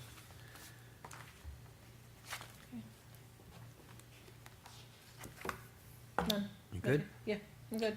Resolution 265-24. This is for the introduction of ordinance number 32-2024, ordinance authorizing financial agreement with CBD Hackensack Developer Urban Renewal LLC, an urban renewal entity authorized pursuant to the long-term tax exemption law, NJSA 40A:20-1 et sec, for the development of a residential apartment project upon Block 402, lots 12, 16.01, and lot 16.02. Need a motion, please. Offer. Second. All in favor? Aye. Aye. None opposed? Be it resolved that the above ordinance being ordinance 32-2024, as introduced, is now passed on first reading, and that said ordinance shall be considered for final passage at a meeting to be held on September 10th, 2024, at 8:00 p.m., or soon thereafter, as the matter can be reached, at the regular meeting place of the City Council, and at such time and place all persons interested be given an opportunity to be heard concerning said ordinance, and that the city clerk be and she is hereby authorized and directed to publish said ordinance according to law with a notice of its introduction and passage on first reading, and of the time and place when and where said ordinance will be further considered for final passage. Resolution 266-24. It's a resolution for the introduction of ordinance number 33-2024, an ordinance adopting Essex Street redevelopment plan consisting of Block 66, lots 26, 27, 28, 29, 30, 38, 41, 43, 45, and 48. Need a motion, please? Offer. Second. All in favor? Aye. Aye. None opposed? Be it resolved that the above ordinance being ordinance 33-2024 as introduced is now passed on first reading, and that said ordinance shall be considered for final passage at a meeting to be held on September 10, 2024, at 8:00 p.m., or as soon thereafter, as the matter can be reached, at the regular meeting place of the City Council, and at such time and place all persons interested be given an opportunity to be heard concerning said ordinance, and that city clerk be and she is hereby authorized and directed to publish said ordinance according to law, with a notice of its introduction and passage on first reading, of the time and place when and where said ordinance will be further considered for final passage. Thank you. Resolution 267-24. This is a resolution designating redeveloper and authorizing redevelopment and purchase and sale agreement with Greater Bergen Community Action, acting through 251 Railroad Place LLC for the redevelopment of Block 356, Lot 1, within the 251 Railroad Avenue redevelopment plan area. Need a motion, please? Offer. Second. All in favor? Aye. Aye. None opposed? Resolution ratifying recognition, Resolution 260, I started reading You a wanna read? resolution. 26, well, you can tell your voice is getting tired. Resolution 268-24. It's a resolution ratifying recognition agreement with RFEHB Urban Renewal LLC and Northwestern Mutual Life Insurance Company for phases 3 and 4 of the Print House project. Need a motion? Offer. Second. All in favor? Aye. Aye. None opposed? Resolution 269-24. This is a, hang on, I'll turn the page. This is a resolution authorizing tax refunds for state board judgments, duplicate payments, and overpayment. Need a motion? Offer. Second. All in favor? Aye. Aye. None opposed? Resolution 270-24. This is a resolution for the State of New Jersey Department of Environmental Protection Green Acres Program, enabling resolution for Columbus and Carver Park improvements. Need a motion? Offer. Second. All in favor? Aye. None opposed? Resolution 271-24. It's a resolution awarding Bergen County Co-op contract for the purchase of surveillance equipment for the Hackensack Police Department. Need a motion, please? Offer. Second. All in favor? Aye. Aye. None opposed? Resolution 272-24. A resolution awarding National Co-op contract for the purchase of 500 IPL 95-gallon refuge containers in the amount of $30,503.40. Need a motion? Offer. Second. Roll call. Aye. Aye. Aye. Aye. None opposed? All in favor? Aye. All right. Resolution 273-24. I'm still in shock over the cost of the garbage cans. Resolution authorizing award of contract to Suburban Engineering for Geographic Information Systems GIS data collection Phase 4, which is the final. Need a motion, please? Offer. Second. All in favor? Aye. Aye. None opposed? Resolution 274-24. It's a resolution awarding contract for engineering services to Suburban Engineering for Powerfly Park drainage improvements, additional construction, and I-bank coordination. Need a motion, please? Offer. Second. All in favor? Aye. Aye. None opposed? Resolution 275-24. It's a resolution requesting approval of items of revenue and appropriation, NJSA 40A:4-87, New Jersey Department of Community Affairs Neighborhood Preservation Program Grant. Need a motion, please? Offer. Second. All in favor? Aye. Aye. None opposed?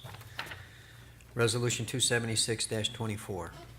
It's a resolution requesting approval of items of revenue and appropriation, NJSA 40A:4-87, New Jersey Department of Environmental Protection and the Garden State Preservation Trust Green Acres Grant, Columbus and Carver Park improvements. Need a motion? Offer.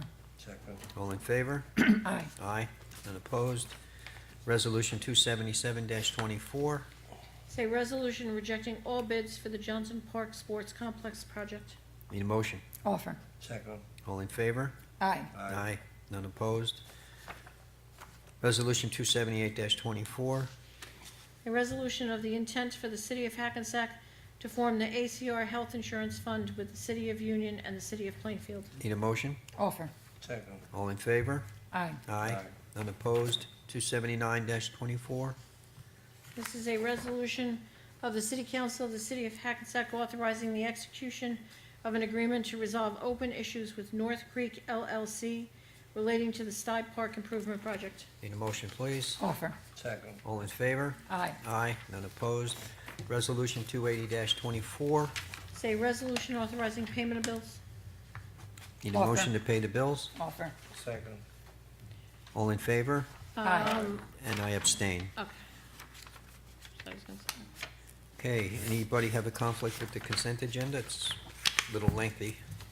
I'm good. No.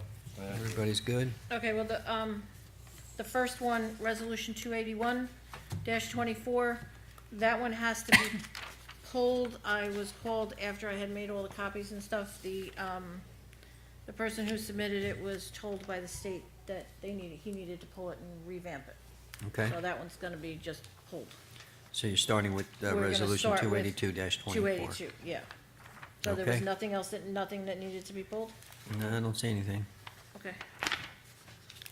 Okay, the following items are considered to be routine in nature and will be enacted in one motion. Any items requiring expenditure are supported by certification of availability of funds.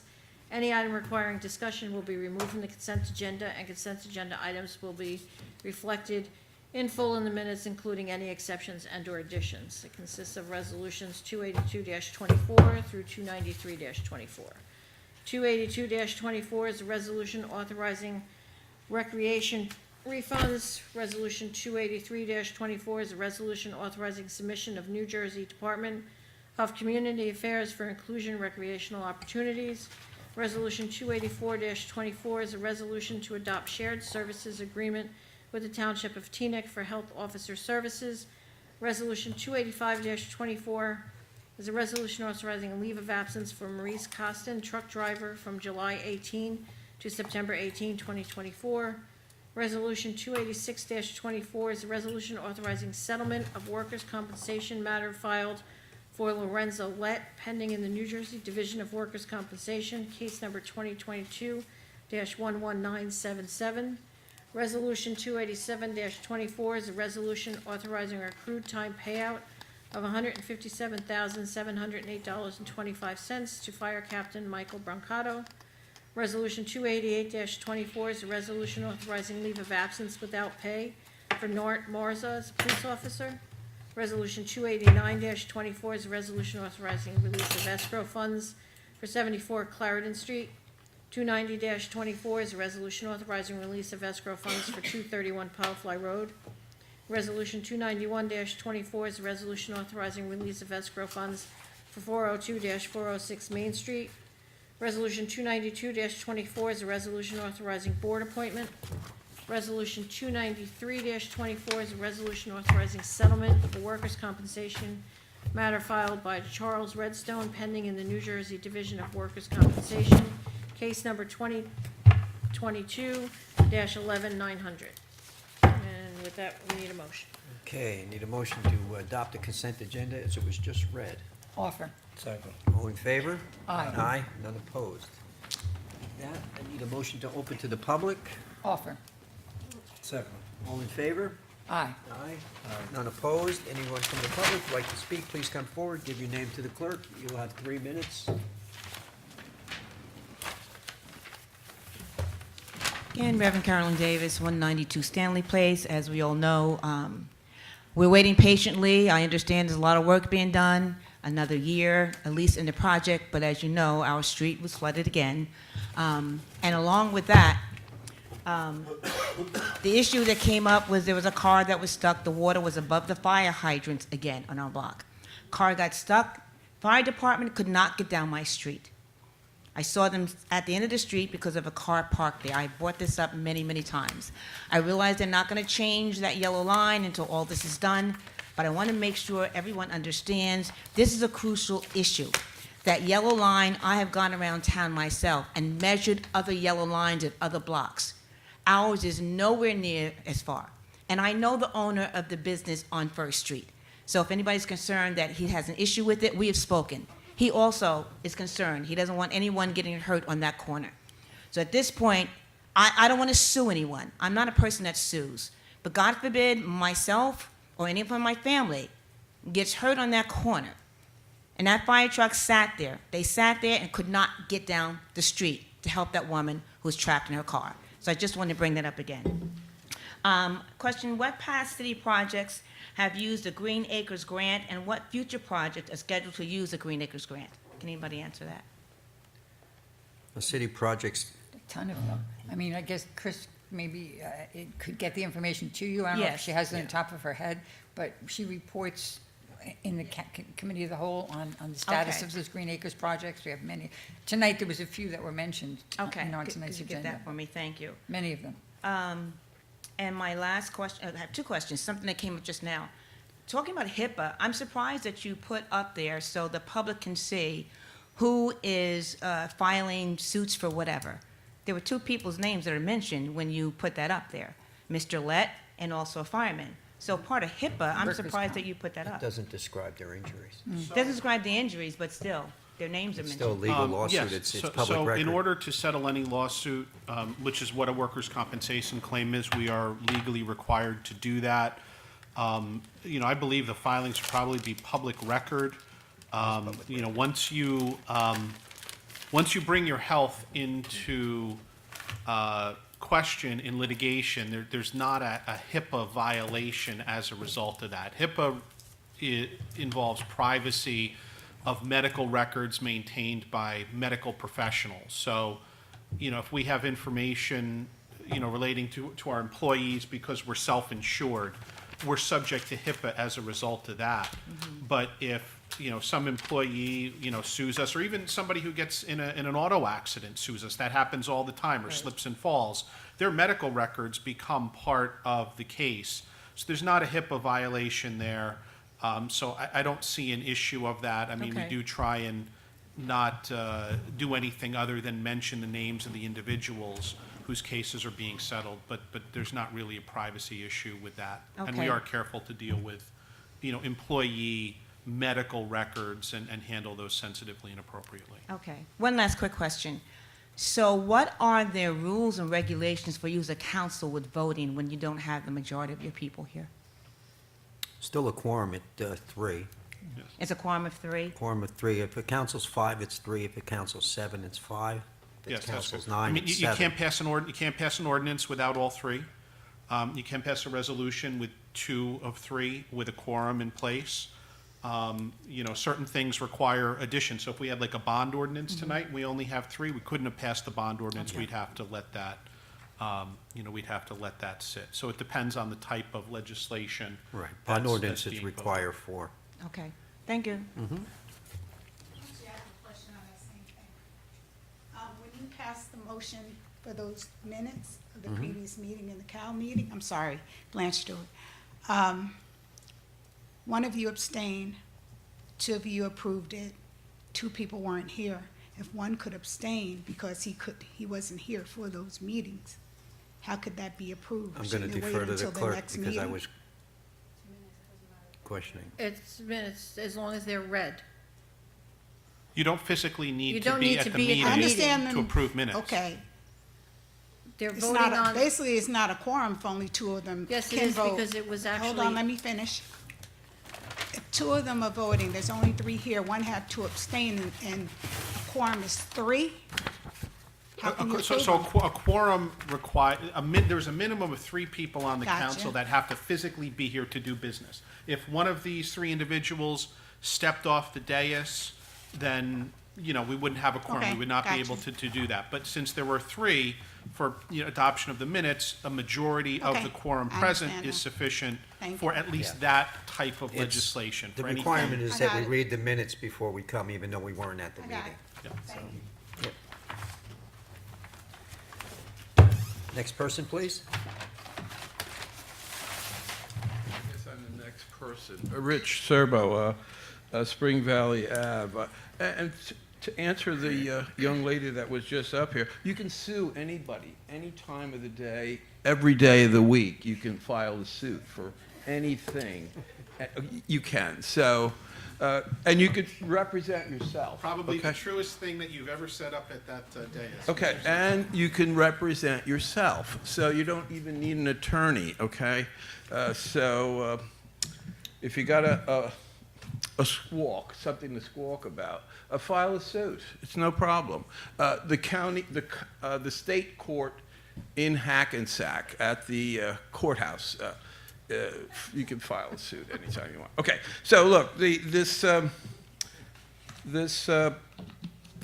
planning board, the project that was knocked down on Anderson Street. Now, how long is that going to last until you get your way or the developers get their way? How many times does it have to be, voted down until it's voted down, completely? What's that all about?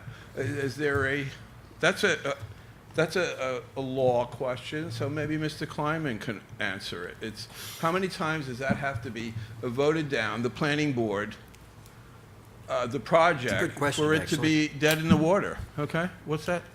Anybody know? I don't Nobody? think there's a limit on it, as No, long I as they mean- come back with something. In Yeah. its current state, it was denied. If they come back with a new application or a revised application, Well, they're they going to could be heard challenge it again, right? several And I'm times. certainly not going to speak to however the planning board chooses to handle its proceedings. They are an independent, to be clear, the planning board is an independent body with independent counsel. So depending on the circumstances, their attorney would advise them what's appropriate and what's not. All right, so they can challenge that several times continually to get their way and be able to go forward on that project, correct? Well, Oh, if someone had a disagreement with it, as you so wisely stated before, they have every right to take a question to court if they believe that's something improper. Okay, whatever. I mean, that's sort of talking around things, and I guess that's what this is all about. And I'm ready to say that even this meeting now, it doesn't seem to be enough okay? This is not enough to tackle the problems of this city. It's just, you know, hey, let's run through this and get out of here. We get paid, and that's it. As a matter of fact, figuring out pay now, because your pay has been upped. I'm gonna love this one. Go ahead. Yeah, you take must my get glasses about off. $1,000 a pop to come here. You know, because there's a Nice couple try. you get about $1,000 a meeting. So how many, let's, stop his clock, please. Just approximately, because she puts in a lot more hours than I do. Okay. Because I work full-time, she's retired. How many hours do you think you work a week? Well, I mean, I used to put in more than 40. I'd say now, in the summertime, maybe 20. So how is 40 Many hours times- $1,000 a Many pop? times, no, but on top of that, many times 30 hours a week. Plus, we're on multiple boards. So I attend You got planning planning board boards. meetings. I represent the city on the Chamber of Commerce. Leo and I are on the Finance Committee. Leo and I are on the Budget Committee. We attend Jesus. all of these meetings, and Listen, we by doing- prepare, and we react to those meetings. So You poor thing. I'm not saying I wouldn't be here if I was a poor thing. Okay. Okay, all right, I'm here very because good. I love our city, At and that's why I'm here. $13,000 a year, she's definitely overpaid. Yeah. Yeah, I think so. Okay. Yeah. Very good. Maybe Good- $1 an hour. Good I don't answer. know. Good answer. Okay. All right. Other things, of course, the It's city kind of itself. insulting, Rich, I gotta be honest with you. It's not For people to insulting. put in the hours they put in for It's not insulting. $13,000 a year? It was made public that your For 15? Yeah. your Sorry, get a raise. stipend or your salary or whatever it's called was increased to $18,000. That's Now you're That's not mine. here. Money. I make the big bucks, yeah. Yeah, yeah, but still, that's like you can pay your taxes with that what? and go out to eat and have a good time. So when you go to an event, we have to go to events and stuff, who do you think pays, what do you think that pays for? You go to a dinner, you gotta go to some dinner and give a proclamation or something, it's $250 to go sit there. Where do you think that Okay. money comes from?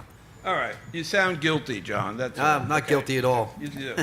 You sound guilty. We're all and, underpaid as far as I'm concerned. All right, you're all underpaid. Oh well, let's not start that. Okay, we don't want to go. I didn't bring it through- up, you did. We don't want to go through what people are earning here. Okay. All right, quick before my time is up. I guess it's up already. But- You get one quick, go ahead, finish one. all right, thing. look, the problem with traffic. Okay, I always mention it. Spring Valley Avenue, plus that cutting off of Elm Avenue was a bad move. Okay, I agree. Thank I agree. you. That I agree, move to shut that down, I so agree. that little piece of Elm is. And my is wife would agree with you 100%, because every time we drive past it, she's pissed off that she sees Elms a one-way good for for a her. block. Tell her thank you so much. I will Okay. tell her tonight when I go home to talk to her. Mr. Servo, if I may, Mayor, regarding Spring Valley, all right, and the speeding. The police department did, over the last month, did 5 enforcement details. In other words, they were there running radar Okay. on the thing, okay? The results of that were 4 speeding tickets were issued, okay? And there were 11 warnings issued. Now, when I tell you 11 warnings, you know what that typically is? I'm not saying that's what all of them were, but you know what 11 warnings are? That's typically the people who live in the area were speeding. Okay. All right, so just so you know, we are looking at it and Okay, everything but like- speeding's one thing, but the weight of these are industrial vehicles coming down this avenue. I mean, come and sit and watch what comes down the avenue. It's not just cars and buses. It is just industrial. I swear it's crazy. It is, okay? So come and look. All right, one other thing. There's a little piece of Johnson Avenue, okay? That You're the going over tick- your limits, sir. No, I'm not over my limit Yes. because Yeah. you interrupted me. You Okay. did. You didn't get another 3. That's right. No, there's a little tail end of Johnson Avenue, okay? And it goes right to the river edge line. And what's going on there? There's 2 houses that they have to be abandoned. Those houses are in River Edge, I believe. No, And no. technically, the restaurant is in River Edge as well. Right, but before that, there's a little piece of Hackensack, The Johnson right-hand side. Avenue. And those 2 houses next to that little apartment building, they're abandoned. They have to be. It looks like a movie set of some Just kind real of. quick, if they were abandoned, it would have the red They designated. pay taxes. sign on it. They are If paying they're paying their tax. taxes, Check it it's out. not abandoned. Yeah, but it looks, check it out. It looks We'll so look at it. bad. Go Thank you. They are look. paying taxes and they We got will look at abandoned. it. The Johnson people that- Avenue, the end of it, Yep. before Yeah. you get to the And the River people Edge that were line. living there because they leave the house because of West Florida. Anyone else? Bridget, I'm coming, even though I spoke to Vinny earlier about the situation, I know you guys don't have any control over once the buildings are built, and the leasing management companies take over. But there is a young lady who has an issue with the print house. And this is about an air conditioning unit. And the unit has mold. And she has put pictures all over of what her face looked like. She's been sick. She had almost had sepsis and almost died. My thing here is, she went to your city's health department and she spoke to Gladys Swanson, I believe her name is. And Miss Gladys wrote up a false report that it was just dust.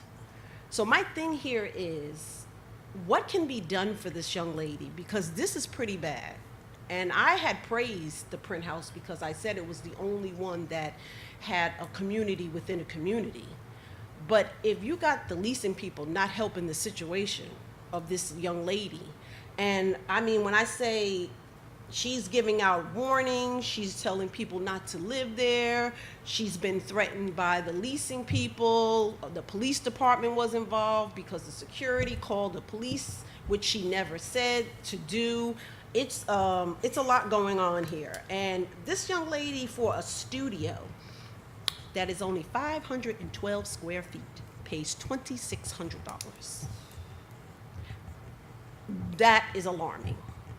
And you're not getting any help from this leasing company at all. Like, she went there, she made a complaint, she's taken pictures, she's even had her own lab come in and do the testing of the unit, and they found 4 different types of mold. So I'm hoping that the city can help this young lady. She's reached out, she said, to the council. She's reached out to Vinny, and he said she did. She reached out to him. I'm hoping that this young lady can get the help she needs to rectify this thing. How do you have air conditioning units in studios in 1 bedroom, but your 2 bedrooms are central air? Makes no sense. That means that was just cheap building across the board, because in that kind of units, or that kind of luxury as they call it, everybody should have central air conditioning. So my thing is, I would like to see the city help this young lady with this situation, because I am going to do a follow-up with her to find out, you know, what has taken place. I'm hoping that Miss Health Department will get her tushy down there and let us rectify this, because if she don't, I will be at her doorstep. Okay? So I'm just letting you guys know. I have an update. Okay. Yeah, I mean, Thank so, you. well, go ahead, Ben, if there's Bridget, anything else. I, after you left my office this afternoon, I did a little more research on it again. And I was able to locate that the leasing company, or the Russo Management, actually hired a company that went out there, cleaned it. I saw the bill, the invoice, and they also took samples and sent them to an independent lab. I have the pic, yeah. Okay. She put it all online. That this was done by the leasing company, as like AH something labs or something. Environmental health investigation Yes, is the yes. documentation. She put it all out there, so what are they gonna do for her? All the test results came back negative. That would not be the case. Well, I think here's what the issue is. Do you see this girl's face? Have you seen this? Look, Are all you gonna tell me this is negative? I don't think so. I mean, here's what I can tell you, which is that the leasing company has provided documentation. We've spoken, I have spoken, he's spoken, because we got the complaint from this woman. It was copied to a lot of people, and obviously when you see that, you get concerned. Is this the lab? Is this the lab you're talking about right now? No, I mean, I can,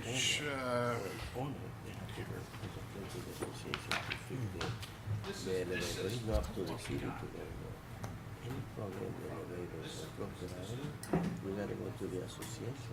Yeah. Ain't nothing to do with the city. This is the company It's like a private entity. that we got, environmental health different, I did the meetings with the condo people and that lawyer, Mr. Cook. Explain to them that this is not a city problem. They have their own problem, like they think that it's a freaking dog by you. And this is positive on 4 different types of. So, I just want to, so it's a different company, and I guess what I would tell you is this, which is, we have the documentation from this company saying they did all these things, and I'm saying that I don't have that documentation, so what are we, so at that point, it's a difficult situation when, you know, they say they've checked it out, they say they've done these things. I mean, it's the kind of situation where I think if she's really that personally concerned, you know, we can't just simply ignore what they're saying. She should be maybe talking to, you know, legal aid if she doesn't have that, or talking to her own attorney. That is who she's about to talk to. I would recommend she does that, And why yeah. do they want bad press? Because I've gone onto their Google site of, you know, how people put reviews, and every review was a beautiful review. That, I know would not be the truth. Because I know daggone well, across the board, there are other people in that building, and she said it, there are others that want to complain, but are scared to complain for retaliation. Yeah. So my thing here is, if you got this Google, reviews and everything is beautiful, and the owner is answering that everything is great and thank you for these reviews, but you got people who are living there and are subject to this, and then they don't, you know, they don't put those bad reviews on there because they don't want those bad reviews. But I will be the girl that will go down there and give them the bad review and show them this, because somebody needs to do something. All I can tell you is, I personally haven't seen whatever document. All that I have seen and that he has seen is we followed up. We reached out and we said, what's going on here? They came back and they said, we cleaned the air conditioner, we did mold testing, there's nothing there. So, you know, obviously we don't have a stake in. She said maintenance clean, no Yeah. mold. Yeah. HVAC professional said, massive building, and quotes, does not look good.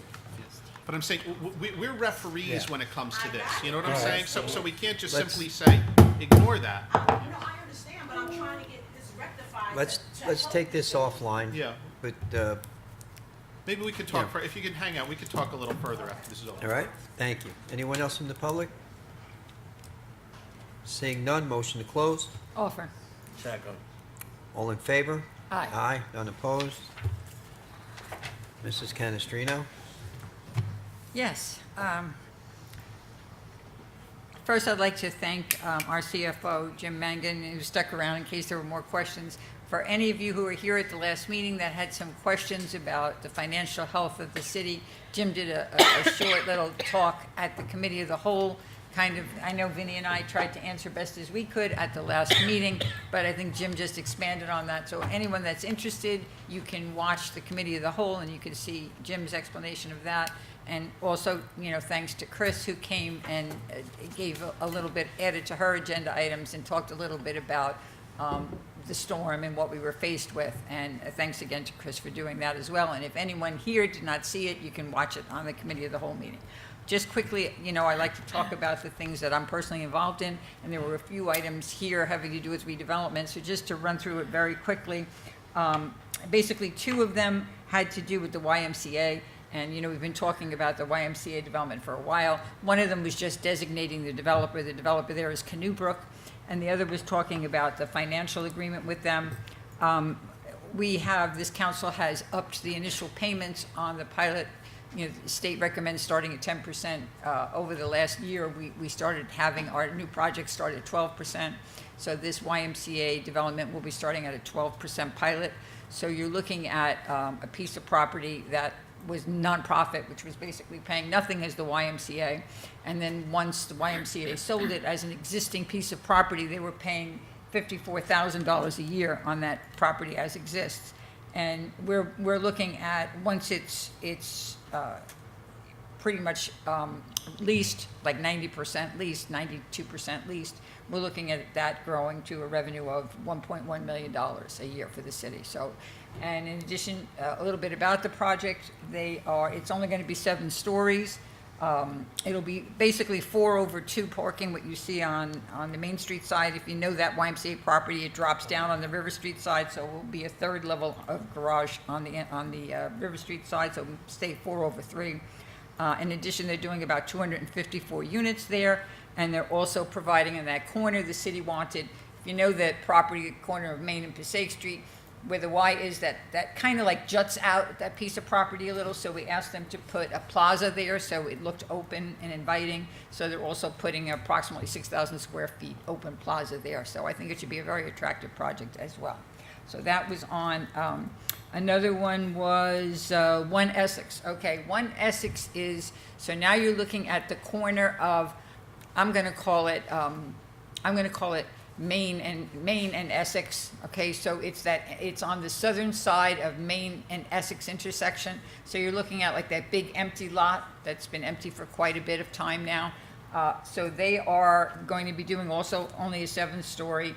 They're going to be building 250 units now. This is the second project that we have that's in the overlay zone. So of that 250 units, 25 of those will be affordable units. So that's part of that development as well.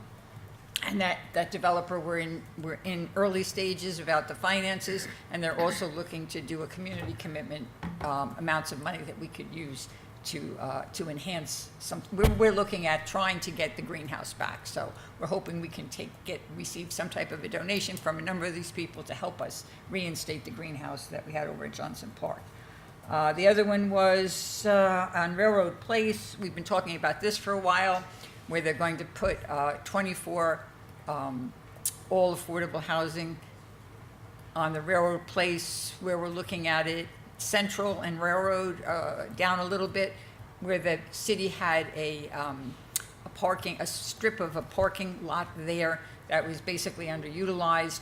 To have 100% affordable, the city always makes contributions to support that. So we will be selling them basically for free the property, which was recently reassessed at $298,000. So we will make the donation of the property to that developer. And in addition, I'm sure we will also be giving them money from the trust fund that's set aside for Affordable Housing Trust Fund. That exact number, I'll let you know when we know. That's in the process of being negotiated. But again, that's 24 fully affordable units going there. The other one to do with redevelopment was really very simple. It was about the record property, so it was about the print house, phase 3 and 4. All they're doing is refinancing. So in other words, whoever their finance person or the finance institution was, they're just changing to another one. So that, and again, they have to do that, and it's a public record. So that's the only reason that was on here as well. Just very quick, I think there was 2 grant issues that were worth mentioning. The Columbus Park and Carver Park grant. At one point, we had $1 million grant that we received for the work there, and this is we received an additional $843,000 that we're adding to that grant. So that's good. That will cover, we know we had some overruns doing some of the work there, and we'll cover some of that, and whatever's left, I think we'll make good decisions as what can be done to either or both of those parks. And the other one is, we talk about Anderson Street, the neighborhood preservation grant that we received a few years ago. So for 5 years, we're receiving $125,000 a year to do work on the Anderson Street, the business district of the Anderson Street. And we've done a number of things over the past couple of years. And once they come in and present to us what their plans are for this year, we'll again present that to the public as we always do. Just thought it was all worth mentioning. And thank you for coming, and have a lovely evening. Bill? Well, there's not too much to say about the flooding because everybody knows the reason is Mother Nature, and we are doing the best we can with the infrastructure to try to alleviate the flooding problem.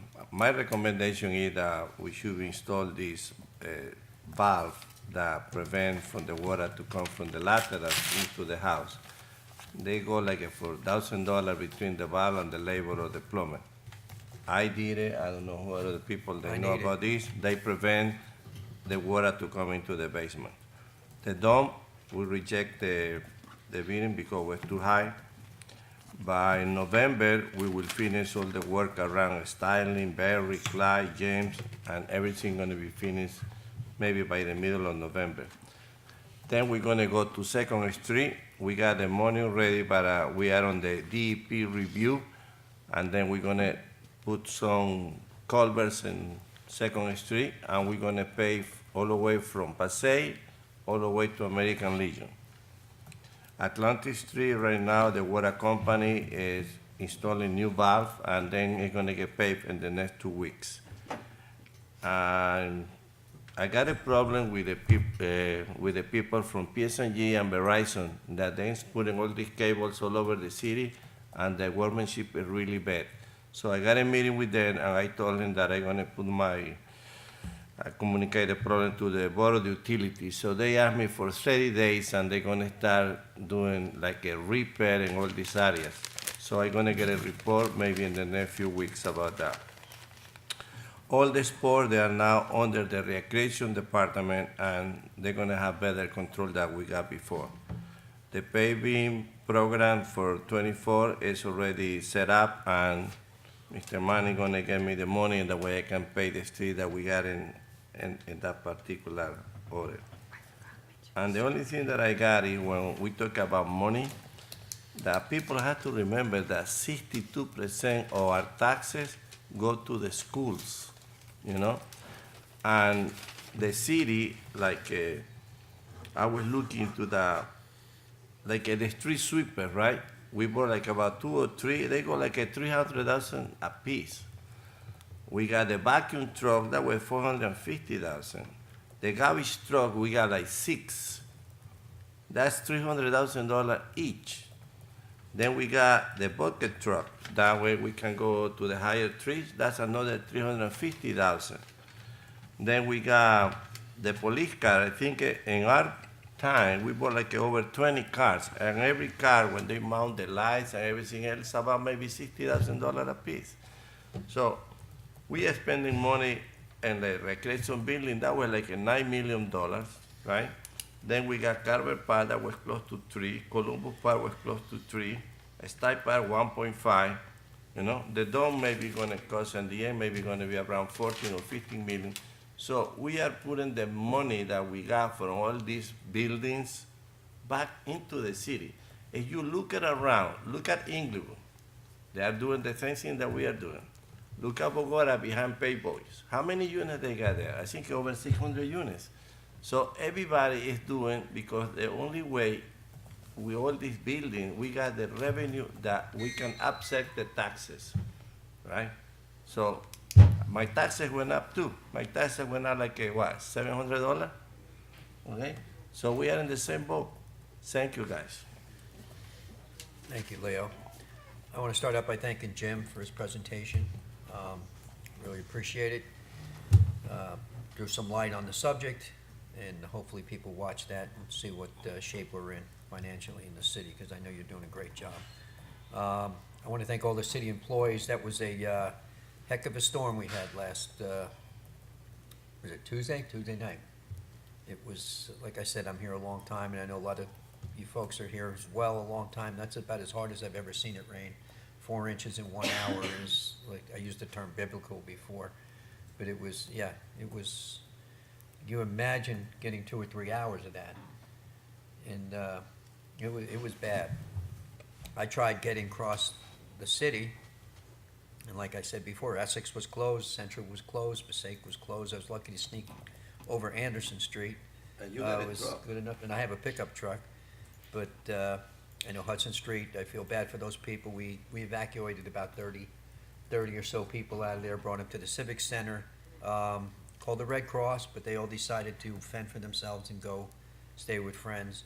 You know, we have some houses over there that are so low, there's not even like a step up to go into the house.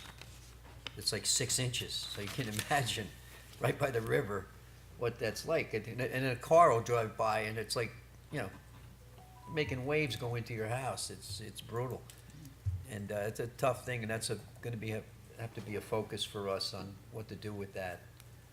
It's not a good place to live. only because of the way the houses are built. I mean, most of my neighborhood and your neighborhood, that you walk up a few steps to get into your house, at least you have some buffer from the water. These poor folks are like at ground level. So yeah, that's a problem. I wanted to, Deputy Mayor reminded me, she forgot to mention that we're working on starting the swimming again at the high school, open to the public. Hopefully that'll work out pretty soon. I'm sure you and Steffi will be talking to somebody over there, getting that started. Yes, if anyone has children, grandchildren, knows anyone that wants a small little part-time job being a lifeguard, Yeah. the city, pays for the lifeguards as we always did, and, To rent them from us. Yeah. and the school is amenable to having us do that again, and people, I know everyone enjoyed it, we had to shut it down, the school shut it down at COVID, and I think it's time that we can restart Yeah. it, so. Plus it's year-round. Yeah, it'll be year-round. Year-round. for sure. So in the middle of winter, you can go swimming. That's a good deal. Tomorrow night, National Night Out. It was canceled last week due to that storm. Believe it or not, the concert did go off last Tuesday night because they moved it into the Hackback. They actually, they had the band in there playing, and they had about 150 people show up. I was amazed. I don't even know how they got there, but because it was tough traveling. National Night Out tomorrow night, fire department, all our different departments will be there, police, fire, health, all the emergency services will be there. And it's great stuff for the kids. Bring the kids down, there's all kinds of good stuff for them too, giveaways. So with that, I want to thank everybody for coming, and we'll see you in a couple weeks. Motion to close. Offer. I'm sorry? No, it's at the Atlantic Street Park, I'm sorry. Yep, I forgot to mention it. Thank you. Offer. Second. All in favor? Aye. Aye, none opposed. Thanks, everybody, for coming.